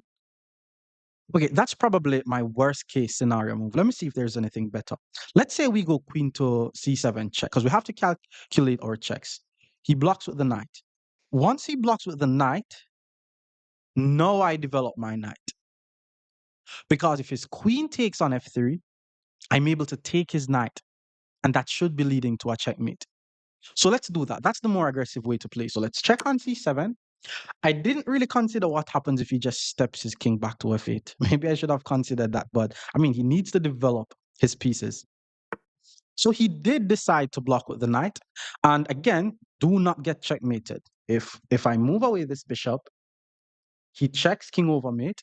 And if I'm not careful, he plays queen takes f3 and then he mate on g2. But just off chess understandings alone, I should be able to develop my knight to c3 because now I'm ahead by 5 points. I think my opponent has a very nice move here, by the way, which is rook to c8. If he finds rook to c8, then I'm able to just sacrifice my rook, and I'm still going to be ahead by a piece, which means it's basically confirmed that I'm just winning. He decided to play rook to e8 instead, which means I'm not worried about this, but the only thing that I'm worried about now is this. But let's keep calculating. I have a very nice move here, knight e4. Knight e4 hits the queen. If the queen takes on f3, that's a royal fork and I win the game.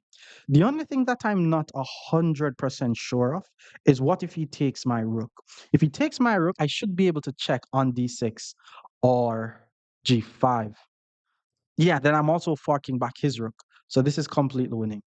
I'm not gonna lie though, like I don't think the average person would survive what's happening here if you're not able to calculate and see a lot of moves forward. So let me just tell you guys one more time.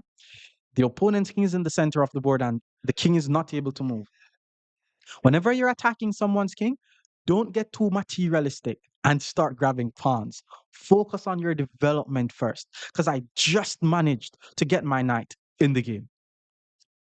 That's crazy. He did decide to take on f3. And I'm assuming he thinks that I'm about to get checkmated here, but he didn't really consider the drawback of his last move. Now I'm able to hit him with knight g5, checking the king, hitting the queen, forcing the king to move, and then we're just going to be capturing the queen, winning the game.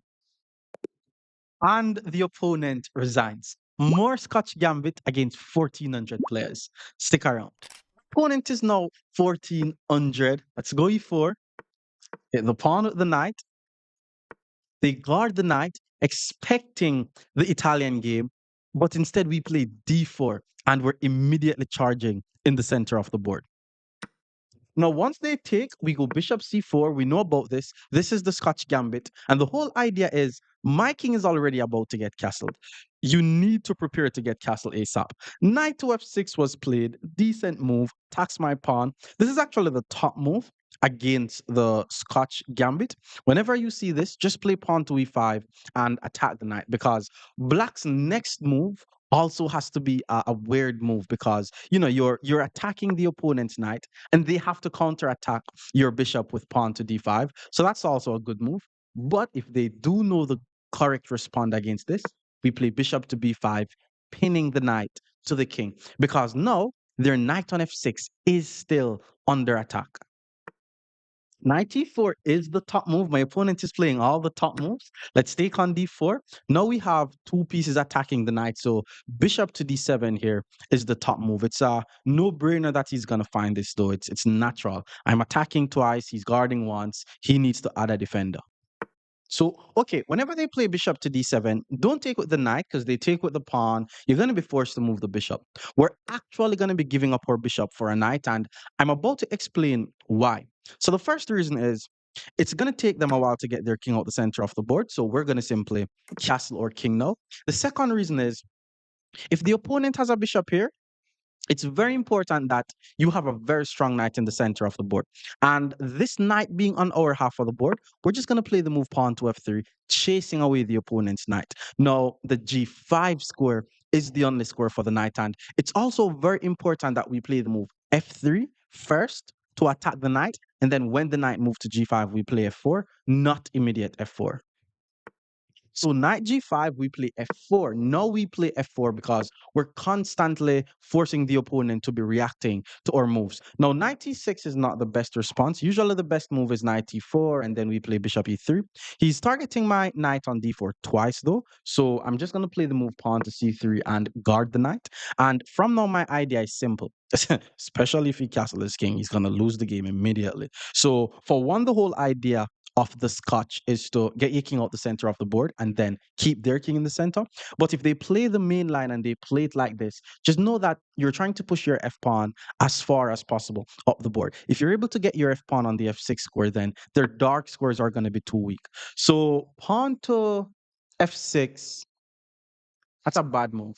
Yeah, it's definitely a bad move. First of all, whenever you play f6, you are weakening the diagonal pointing towards your king. What if I just play f5 and I attack your knight?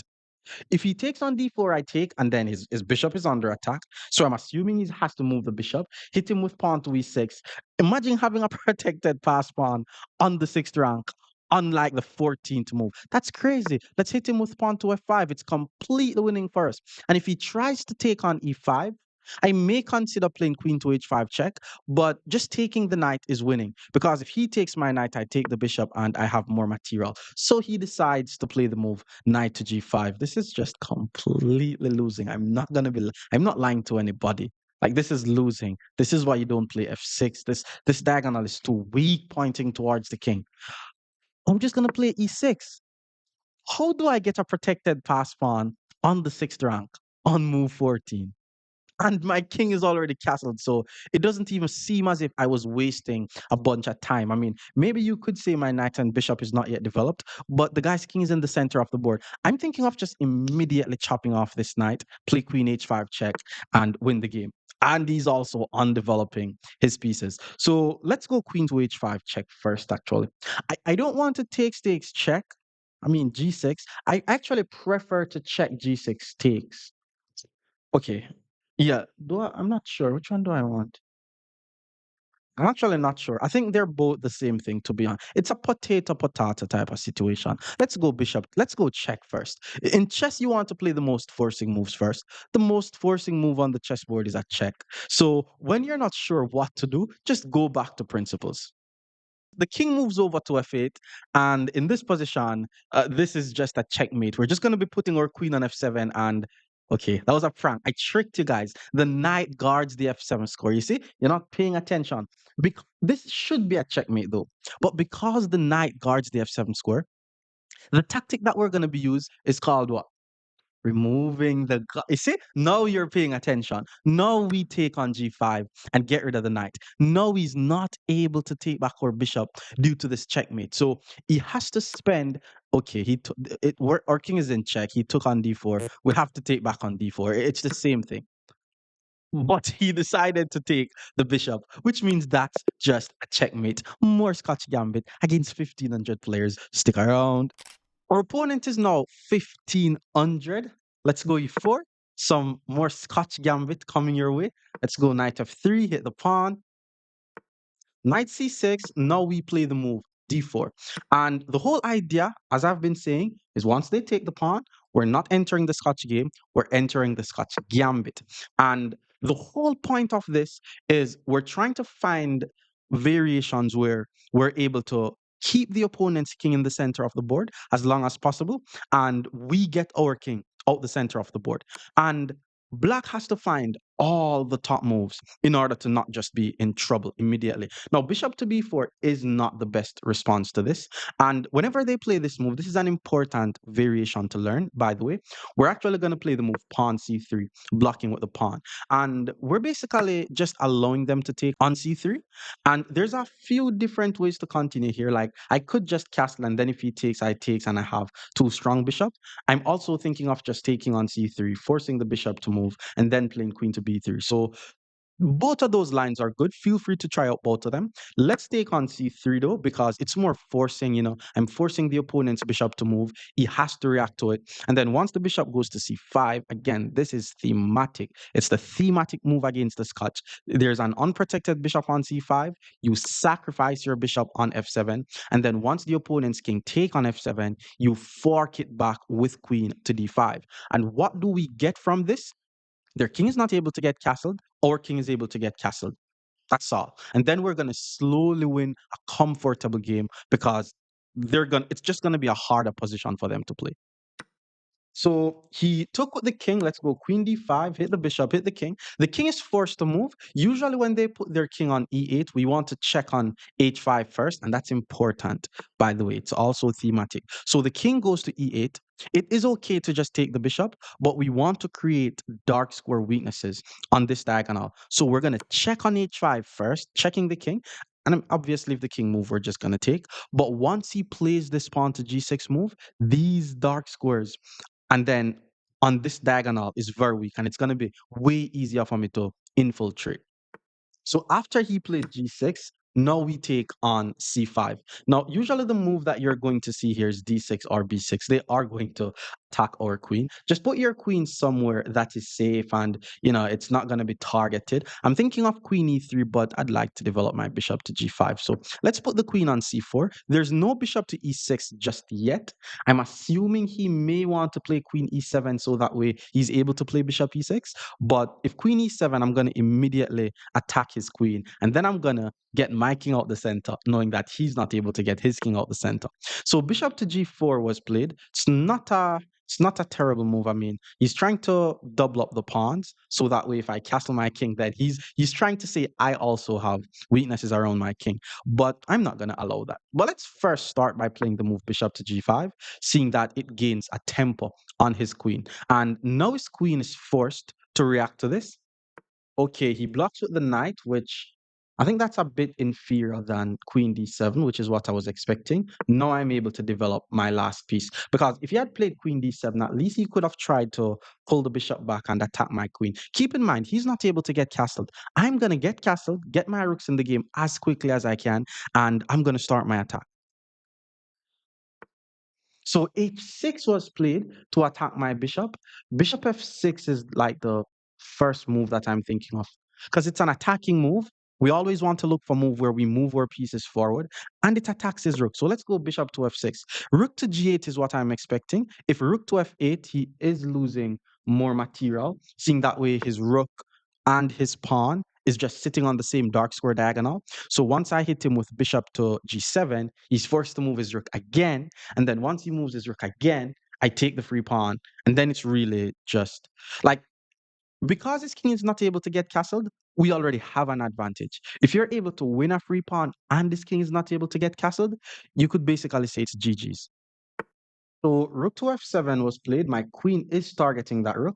Let's take on h6. I'm not thinking of moves like knight g5, but then he plays pawn to d5, which is not a bad move because if I takes, he takes. He's trying to trade the queens off the board because his king is not able to get castled. However, I think I'm able to take on d5, hit the knight. He's going to be forced to give up his strong bishop because my queen is going to be attacking the bishop. And then I'm going to be taking on f3. Or I could just take on c6. Okay, if I takes, his bishop takes first, I takes, his queen takes, and his queen is a bit too active. I don't like the fact that his queen is so active. But if I pull my queen back, he takes, I takes, he takes here, or do I put my queen here? to maintain the defense. Takes, takes, takes, takes. Okay, let's just take on d5 here. Let's take on d5, and then after bishop takes, I'm gonna play knight takes, and then after queen takes, I'm just gonna find somewhere safe to put my queen, and then my next move is gonna be rook to d1. He decided to play knight to d5 though, which is weird because he just didn't see that my queen was attacking his bishop, and these are hard moves to find, by the way. Like, notice how the moment I take, his bishop is unprotected, and that's because my queen was on the same line as his bishop. Now, the best he could do is play queen to e7, and then, okay, if he plays queen to e7, I'm not going to be able to get castled, but I'm ahead by a piece. And if I wanted to still get castled, I would play something like queen to e4 and trade the queens off the board. But after queen e7, king d1, I'm thinking of rook e1, which would pin his queen. So let's see. All right, he's grabbing pawns, which is crazy because he has a lot more stuff to be worried about. Let's get to our king. Let's finally get to our king out the center of the board. It's over now. The bishop is going to be guarding the dark squares. My queen is going to be guarding the light squares. Once I play rook e1 check, it will be over. Okay. What is this guy doing? Knight d4. I just have two pieces covering that square, bro. You only have your queen covering it. So I'm just going to take the free knight, and I'm still going to play the move rook to e1 next. Oh, that's a good try. He wants me to take his queen so that way he plays knight e2 fork and winning back the queen. But there's this thing in chess, my fellow viewers, that is called an in-between move. So basically, the move that we want to play and we're going to play is to just take the queen. But we want to protect the e2 square first, which is why I'm going to play the move rook to e1, check. Now I'm forcing him to react to this move. It really doesn't matter how he responds to the check. His queen is gone. It's a good try, though. It's a good try. He blocks with the knight, but because his king is still in the center and the queen is on d4, this is called a fork, by the way. My rook is going to take on e4 with check. So my rook attacks the queen and the king. My knight guards the rook. So, I mean, if he moves the king, I take the queen. If he takes, do I take with the knight? No. Yeah, let's take with the knight. Let's just bring more pieces in the game. I'm also thinking of bringing my a rook in the game as well. Moves like rook b1, rook e1, rook d1, and I'm expecting resignation very, very soon. But if he doesn't resign, I'm going to be checkmating him anyways. Okay, he's getting his last piece in the game. If I check here, the king is not. Oh, this is actually mate. Okay, guys, assuming you found the checkmate in two, if I and this is something similar to what is called an epaulette mate, it's or semi-smothered. It's not smothered, it's semi-smothered. We start by playing the move queen to e6 because it's very important that we always look on our checks and our captures first. It doesn't matter what the opponent plays. Now rook to e7 was played. The king has nowhere to go. Even though my queen is under attack, look for the check first. Knight to f6 is just a checkmate. But more Scotch Gambit against 1600 level players. Stick around. Our opponent is now 1600, representing Chile. E5 was played. Let's develop the knight. Let's hit the pawn. And once the knight goes to c6, we know the drill. Pawn to d4, the first surprising move, which is already hard for them to decipher. I've seen people played d6, which is bad because we're able to trade the queens and they don't get to castle. Once they take with the pawn, they expect you to take on d4, but now you play bishop c4. The second surprising move, because our goal is just to get developed as quickly as possible. I want you guys to watch my opponent's time usage. Like, you're always going to see this. Whenever you play this opening, they have to think long and hard to find the best defensive move. And then even after thinking for long, bishop c5 is not necessarily the best response to it because we know what we're going to be doing here. We're going to be playing the move pawn c3 with the whole idea of just taking on d4 with two very strong pawns in the center of the board. And we also know if he takes on c3, it goes right into the thematic Scotch Gambit idea, which is to keep their king in the center while we get our king out the center. Okay, knight to f6 was played. Whenever you see this knight f6 move, just take on d4. You have a very strong center. The bishop has to check on b4, by the way. That's the only move that just does not lose. And because if the bishop goes back to b6, we're able to start attacking their knight. Well, let's see what he does with the bishop. Let's look on my opponent's time usage. We're 6 minutes into the game and he already used. No, we're 6 moves into the game and he already used 3 minutes off his clock trying to find the top defensive moves. Bishop to b4 check is correct. Here we need to block with the knight, and then the correct move for black in this position is to take on e4, which it's also risky because it looks as if, keep in mind, black is ahead by a pawn, right? And it looks as if he's trying to win more material and he's applying pressure to our pinned knight. But we're just going to castle. We're just going to get the king out the center of the board here. Now, his knight is under attack and he has to be careful what he plays here. For example, knight takes c3 is already losing. Bishop takes c3 is the correct move, but even after bishop takes c3, I'm gonna surprise him with another move. Like personally, I don't think he's not even gonna have enough time to finish this game, to be honest. But let's see. He's using up his time and he's finding some moves. Ah, he took with the knight, my friend from Chile. Now I just need to take on your bishop is under attack, bro. And taking on c3, attacking my rook, it actually is not good for you because what's the idea of the Scotch Gambit? This is also a transposition into the Gioco Piano. You know that line when you play the Italian game Bishop c4 and they go Bishop c5, you play c3 d4. It's also this line, but okay, he didn't take on c3. Okay, that was smart. He pulls the bishop back to e7, which means he's also preventing knight g5, and he's trying to castle his king on the next move. My job is to try to keep his king in the center as long as I possibly can. If I play queen to b3, he's just going to castle. There's nothing I could legally do to prevent him from castling, unless I sack, but I don't get anything from the sack. So what am I going to do instead? I'm going to attack the knight. So once I attack the knight, I'm basically saying, if you decide to castle, I'm going to take your knight. So now he has to put his knight on the edge of the board. Nobody wants to put their knight on the edge of the board. I mean, he's attacking my bishop. We're not going to pull the bishop back to b3. One thing I like to tell my students is you can, if you want to have one-on-one lessons with me, you can, book a call. It's not the cheapest. It's $100 per hour. But after knight a5, we play the move bishop to d3, targeting the h7 pawn. Because, okay, he's going to castle the king, right? But we want to ensure that we're just in time to start some attack on the king. Already his knight is on the edge of the board, so that's already like the slightest advantage for us because this knight is not going to be playing anytime soon. And then he plays pawn to d6, and my fellow viewers, my friend from Chile did not castle.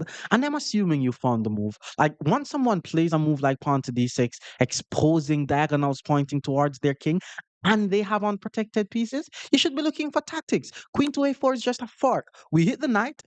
Okay, I got a bit ahead of myself. Pawn to c6 blocks the check, and the queen guards the knight. I got a bit ahead of myself. But okay, let's say he plays pawn to c6.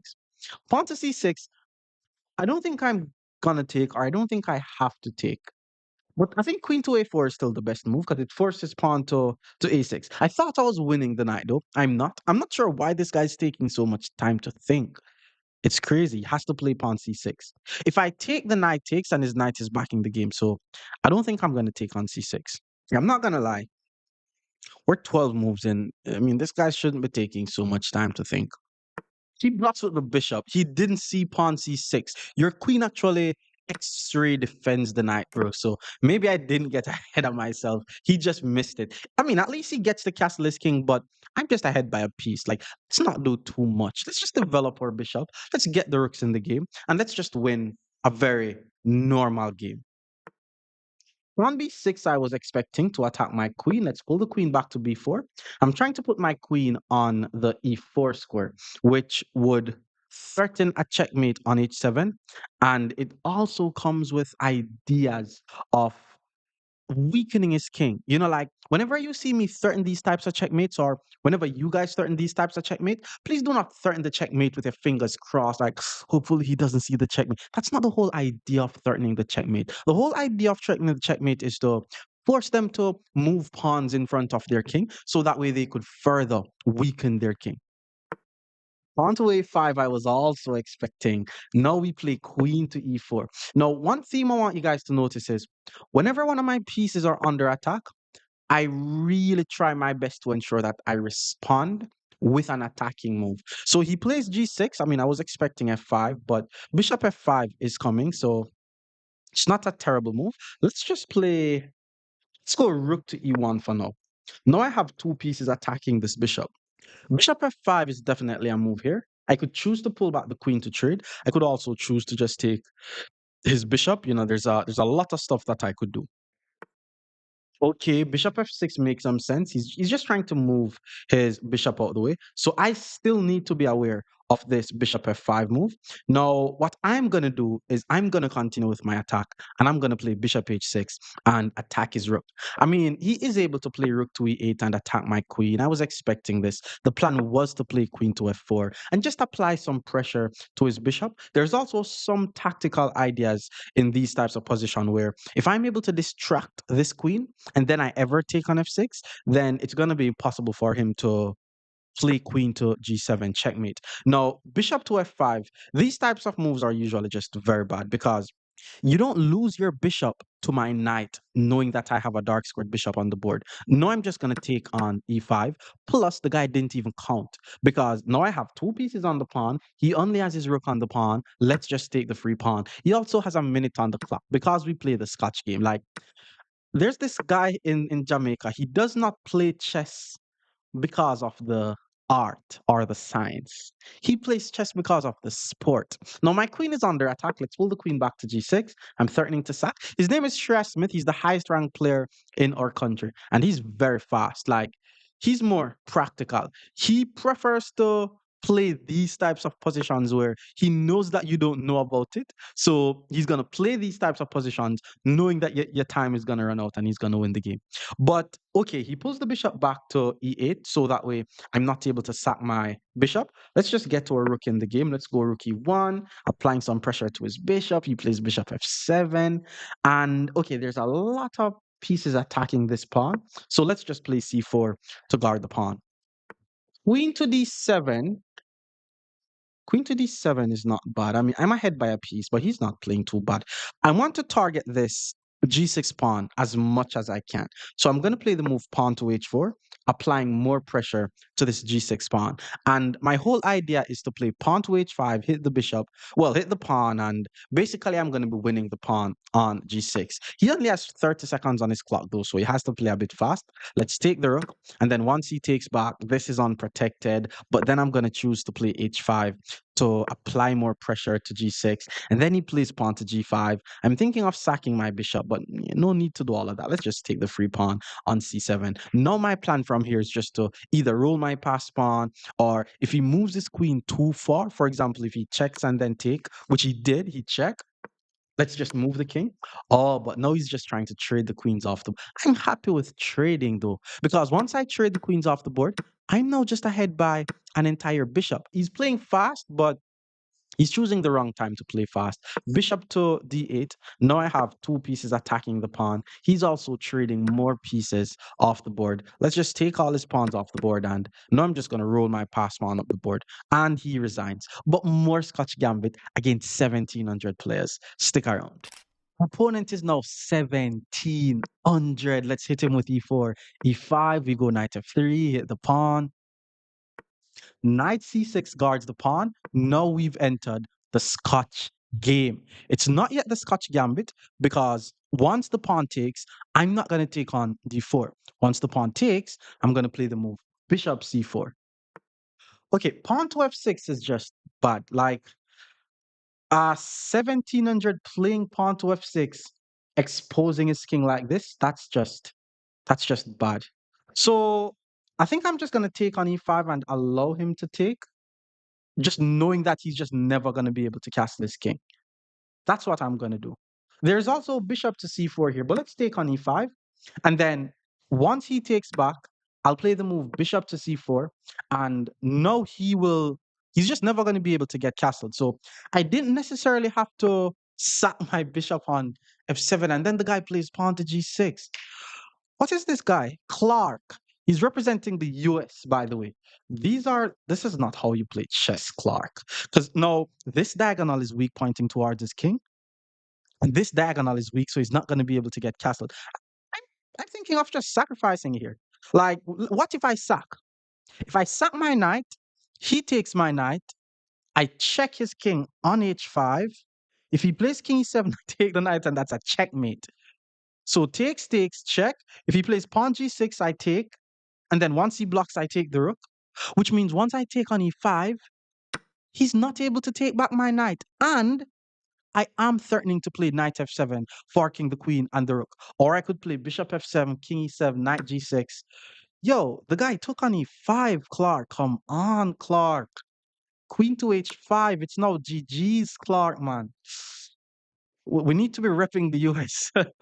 Clark, you need to be repping the US better than this, bro. If he blocks with the knight, that's mate. Blocks with the knight, he loses the knight. Blocks with the pawn, I takes the knight and he loses the rook. Moves the king, he gets mate. Come on, Clark. And Clark is 1784, by the way. So he did decide to play g6. Now we take on e5 with check. He blocks with the queen. It doesn't change anything though. That's just a rook, Clark. Now his knight is left unprotected. I mean, he could try to take on e4 with check, and he could claim that he was attacking my bishop. Okay, maybe Clark has a son and his son is using the phone. I think that's what's happening. Because now he plays queen to g7. Not only is Clark down by a rook, but my bishop and my queen is pointing towards his knight. So I have two attackers. He has one defender. I could take the queen, then take the knight, or I could just take the knight.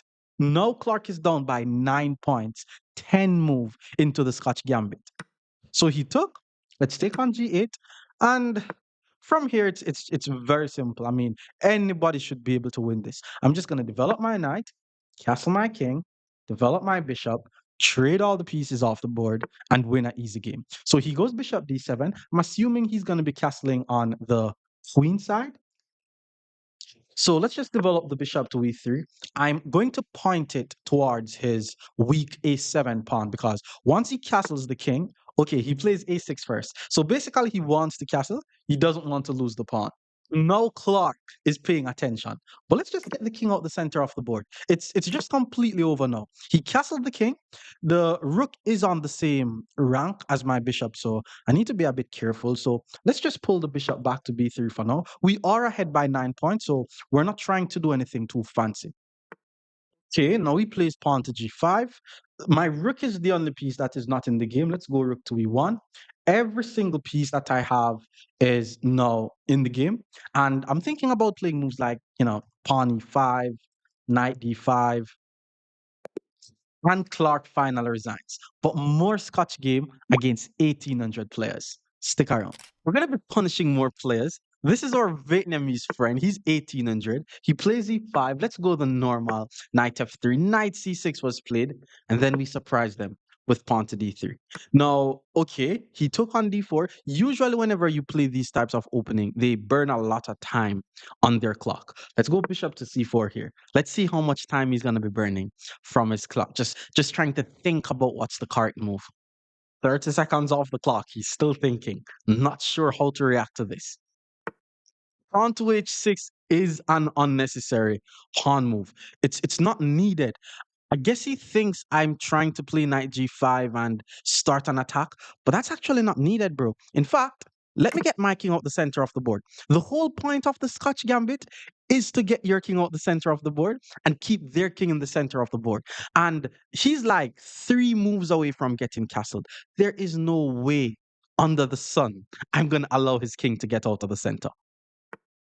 Okay, bishop c5 is a thematic move. Whenever you see them play this bishop c5 move, just play pawn to c3 because we know about this. We know that the bishop is unprotected, and if they take because of the unprotected bishop, which he did take, oh, my Vietnamese friend. Now we play the thematic bishop takes f7, sacking the bishop, and then once the king takes, we set up the fork on d5.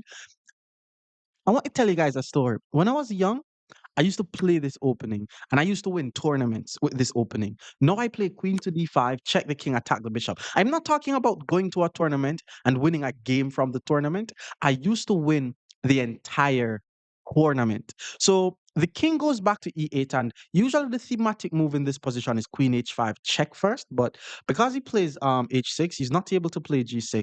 I'm wondering if I need to allow him to put his king on f8. That could be something, but I'm not going to do that. Let's just take the bishop because now if he plays d6, then I should be able to check his king, and he's not going to be able to play g6. If you guys all have watched to this far in the video, like the like button is just right there. Really appreciate you hitting the like button. And ensure you let me know what opening you want me to try next. So he plays knight to e7, which means if I check his king now, he is able to play pawn to g6. So now it's time to just focus on development. Let's just take on c3. We're not ahead by any material, but we know what advantage we have. His king is not able to get castled. I'm assuming he's going to try to artificially castle. Usually, they move around the king and all of that stuff. Now d6, if I check, he blocks. I'm not seeing any productive score for my queen at this point, to be honest. Queen, yeah, it has to be queen c4. I like queen c4 because now he's not able to play king f7, trying to go rook f8, king g8, artificially castling. And I'm gonna play e5 so quickly. I don't care about the count. I don't care how many pieces he has on the square. The king is in the center. When someone's king is in the center, we open the center. Okay, bishop g4 is not bad. It's not bad because he's trying to take on g f3, and then once he takes on f3 and I take back on f3, my king is gonna be exposed. So we definitely need to do something about that. So with that being said, let's not rush too much. Let's put the knight on d4. Let's threaten some knight e6 ideas.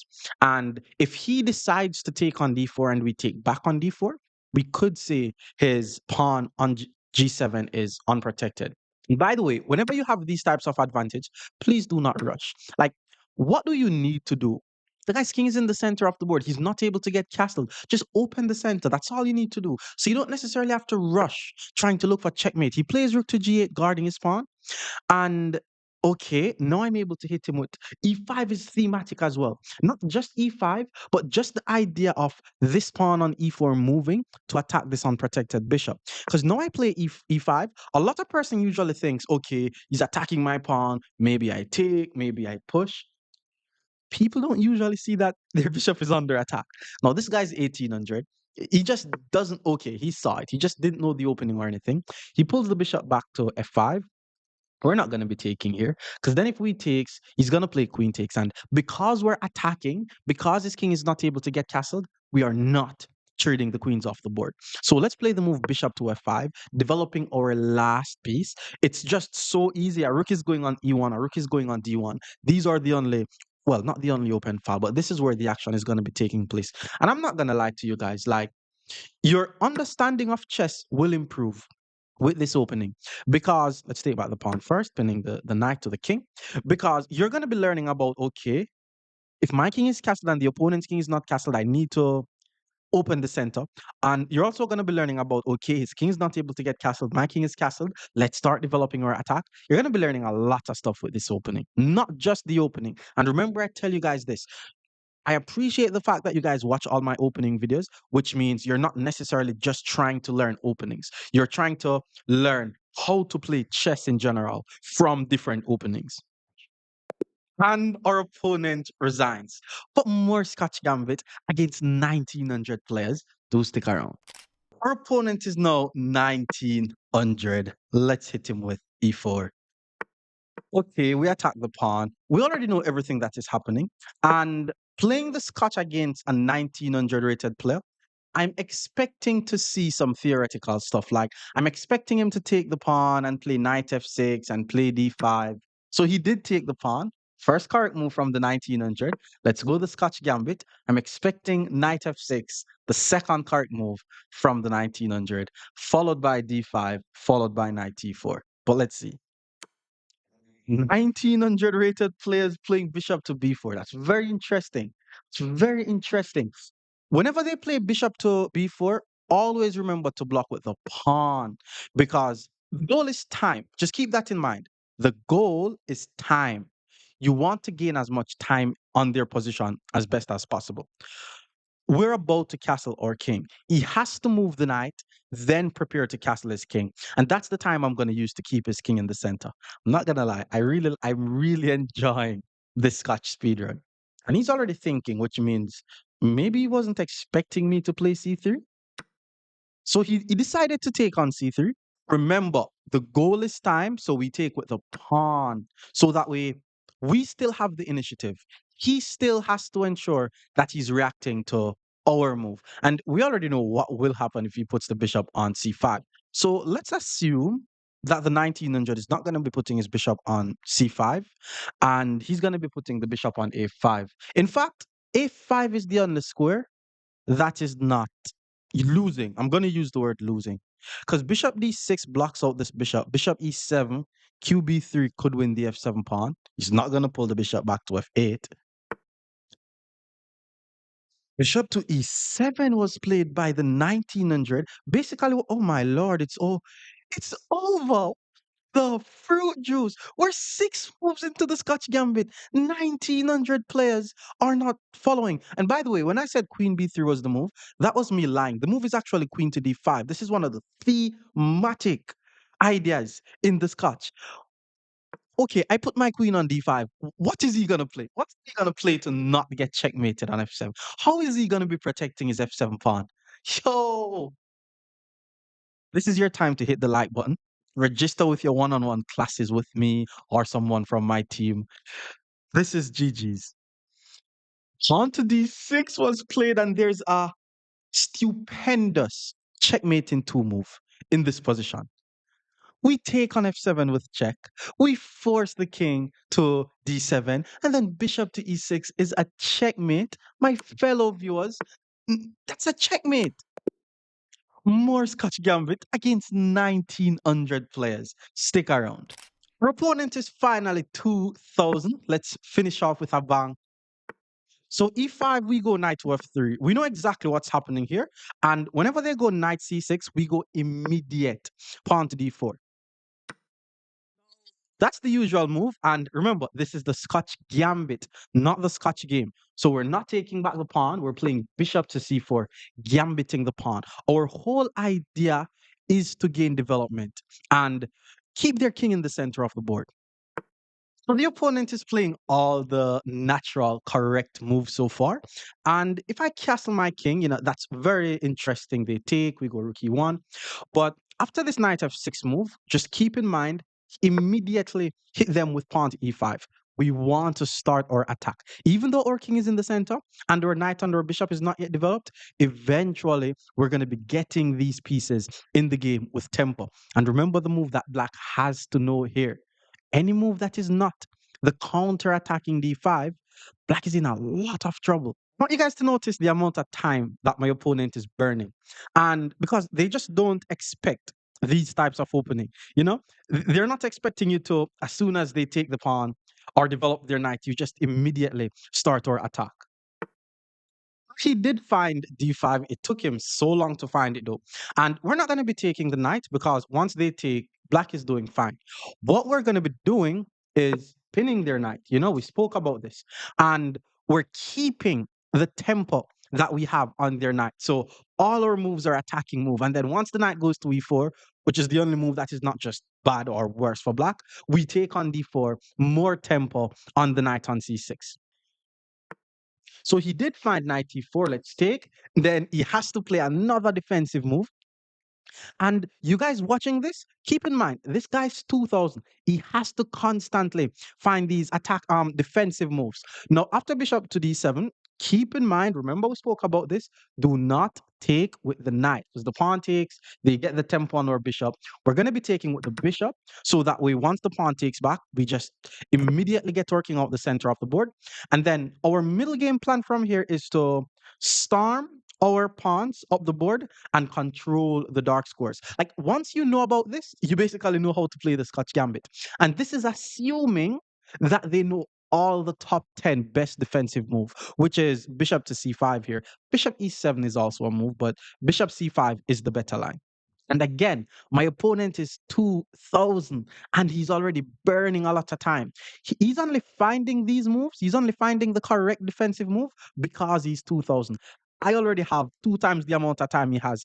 And he played bishop to e7, which is actually the inferior defensive move. Now we're able to play the thematic pawn to f3, chasing the knight out of our half of the board. And bishop c5 would have been better because it would have pinned our knight. Now, usually they put the knight on g5. It's the same treatment. We hit them with f4 so that way we constantly gain the tempo.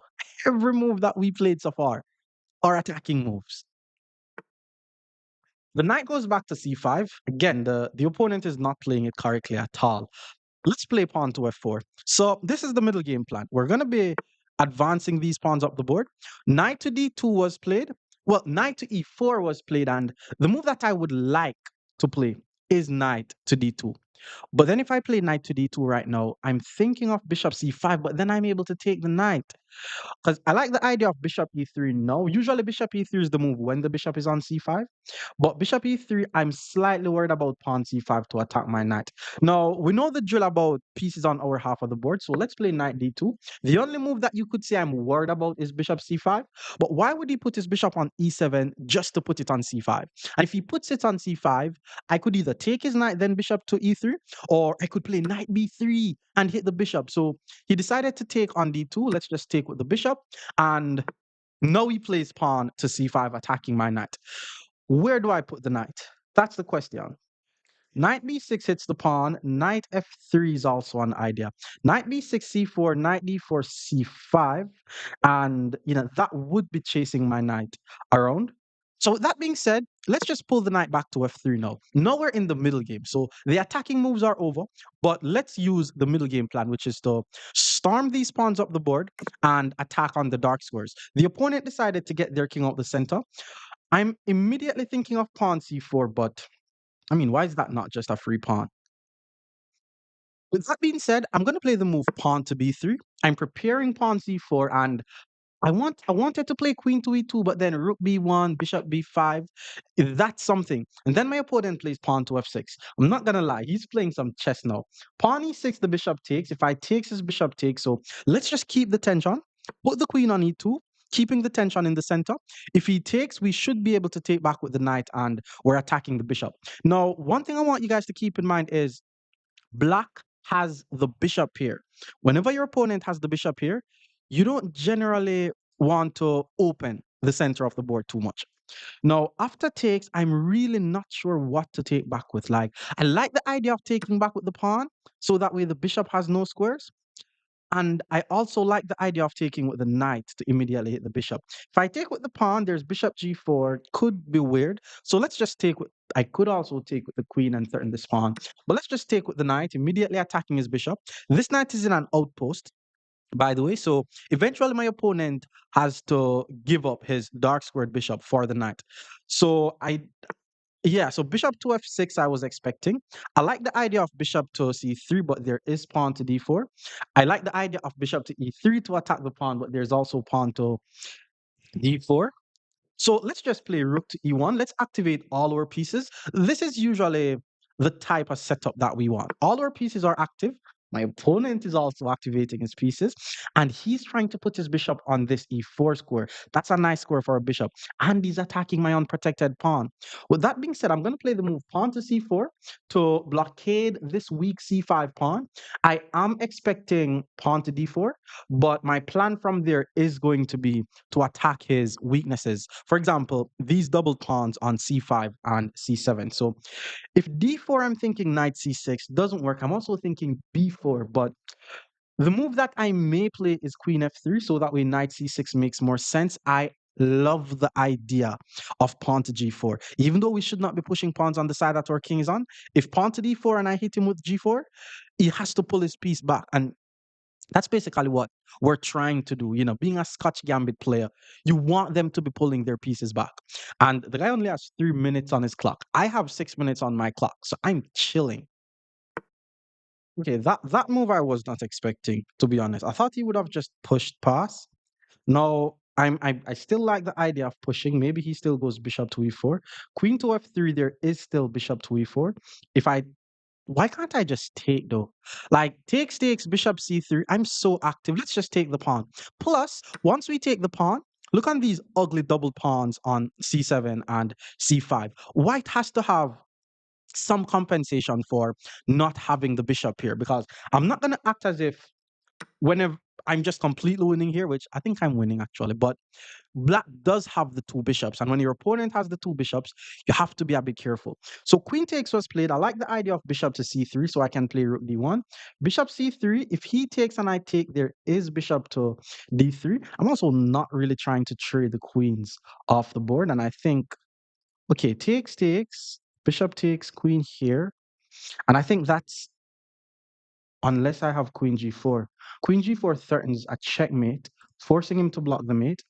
And then I move my rook to f3 and rook g3. Let's go with that idea. And if he goes for it, he's also giving up his bishop here. And one advanced thing, this is advanced that I'm about to tell you guys, is whenever there's opposite side, well, whenever there's opposite colored bishop, the side who is attacking is usually playing up an entire piece, even with the extra piece on the board. So the opponent decided to play rook to e8. I mean, he's getting all his pieces in the game. I'm never going to move this knight, to be honest. And once he takes, I'm just going to play bishop takes. So all these pawns are weak. His queen is sitting on an open file. So let's just hit him with rook d1, forcing the queen to move. He also has to be careful where he puts that queen, because queen c4 check could lead to some serious smothered mate. So let's say queen back to e6. If queen e6, I like the idea of rook f3, rook e3, but I don't like the idea of him being able to get rid of my knight, play bishop g4. The guy has 1.5 minutes on the clock. He pulls the queen back to e6. We're not necessarily going to start rushing to win this game, by the way, because we already have an advantage. The advantage that we have is our knight is on an outpost, or bishop is active, rook on f1 not really doing anything, but just his pawns are just ugly. So now I'm going to hit him with queen to b5, and now I'm just trying to target his pawns. I'm also trying to get my last piece, which is the f rook in the game. I want to hit him with rook to e1, lining up my rook towards his queen. So it's confirmed that he's going to lose this game, but I really don't want to just run out his time, to be honest. But he just doesn't know what to do. And then he plays queen to b6. Okay, takes knight d7 idea I like, but my bishop is unprotected. Queen c4 idea I also like, but then he blocks with his bishop. But here's what I'm going to do. I'm going to check on c4, knowing that he's able to block with the bishop, and then I'm going to be able to centralize my queen. And keep in mind, I don't mind that my rook is on the my queen is on the same line as his rook, because I'm never going to be moving my knight. And rook f to e1 is my next move. Okay, I actually did not see pawn to c4 check. The queen is on the same line as my king. So I did not see that move. Okay, I'm definitely going to go bishop d4 because it attacks his queen. Pawn c5, I'm expecting. And then he's got, I just did not see that idea, to be honest. But how am I going to do this now? All right, I want my bishop to be guarded. So let's put it on a1. Just in case I have to move my knight, I want it to be guarded. Now he took, I'm going to take back. This is a free pawn, by the way. Oh, he checks again. He checks again. I didn't see this idea again. Okay, bishop d4, he has queen takes. Let's go bishop d4. Queen takes, I should be able to take on a7. I like the idea of rook to b1 though, just because it attacks his queen. And I'm not really seeing where he's gonna put his queen to cause any real threats. Like, if I'm able to take with the rook, that would be better than just taking with the bishop. But let's just play rook to b1 and attack the queen. He only has 40 seconds on the clock, so it's impossible for me to lose this game. Again, I'm never gonna move my knight. I'm never gonna move my bishop off this diagonal. It's just harder for black to play than white. And once the queen goes to a2, the whole idea was to play rook to a1, hit the queen, take with the rook. Now my rook is on the seventh. Queen to d2 was played. I need to be a bit careful because my opponent may want to start rolling his pass pawn. So I'm thinking either rook f2 or rook d1, just getting the queen out of there. Remember, we spoke about not allowing the opponent's pieces on our half of the board. So let's just go rook to f2, hit the queen. And if queen to b4, I'm thinking of rook b2, hit the queen. And now if you look on the position, I have full control over the two files and I'm still not ready to take. So now he pulls the queen back. Now I'm ready to take. because my plan from here is to double up my rooks on the seventh rank. So let's take on a7. That's one rook on the seventh. He pre-moved rook to c1. He wants to start rolling his pawn. We do not want to allow him to roll the pawn, by the way. So I'm thinking bishop to c3, but there is queen to d1 check. And then I'm thinking king to f2. And then my next move is going to be rook d2. Looks a bit risky, though. I'm not going to lie. Oh, my time is running out. I do not want to lose this game by time. Let's just double up the rook on the second rank. I'm thinking of sacrificing here actually. Takes, check. If king over, that's mate. And if king takes, check. Once the queen move, I takes. Let's take. It has to count for something. He has a very fast pass pawn, though. I'm not gonna lie. So takes. If king takes, which he may have to play, I hit him with knight c4 check. Oh, he sacked the queen, but then I take on d4 with check. Okay, this has to count for something. He moves the king. I think he's trying to roll the pawn, which is very fast. Let's go knight here. If he pushes the pawn, I'm just gonna take the pawn, and once the rook takes, queen to e4, looks like a fork. Oh God, I didn't see that. Good thing I'm gonna flag him. This guy's okay. Let's just flag him. Yeah, let's just flag him. But he played very well, though. I'm not gonna lie. Definitely made some mistakes, but it's GG's.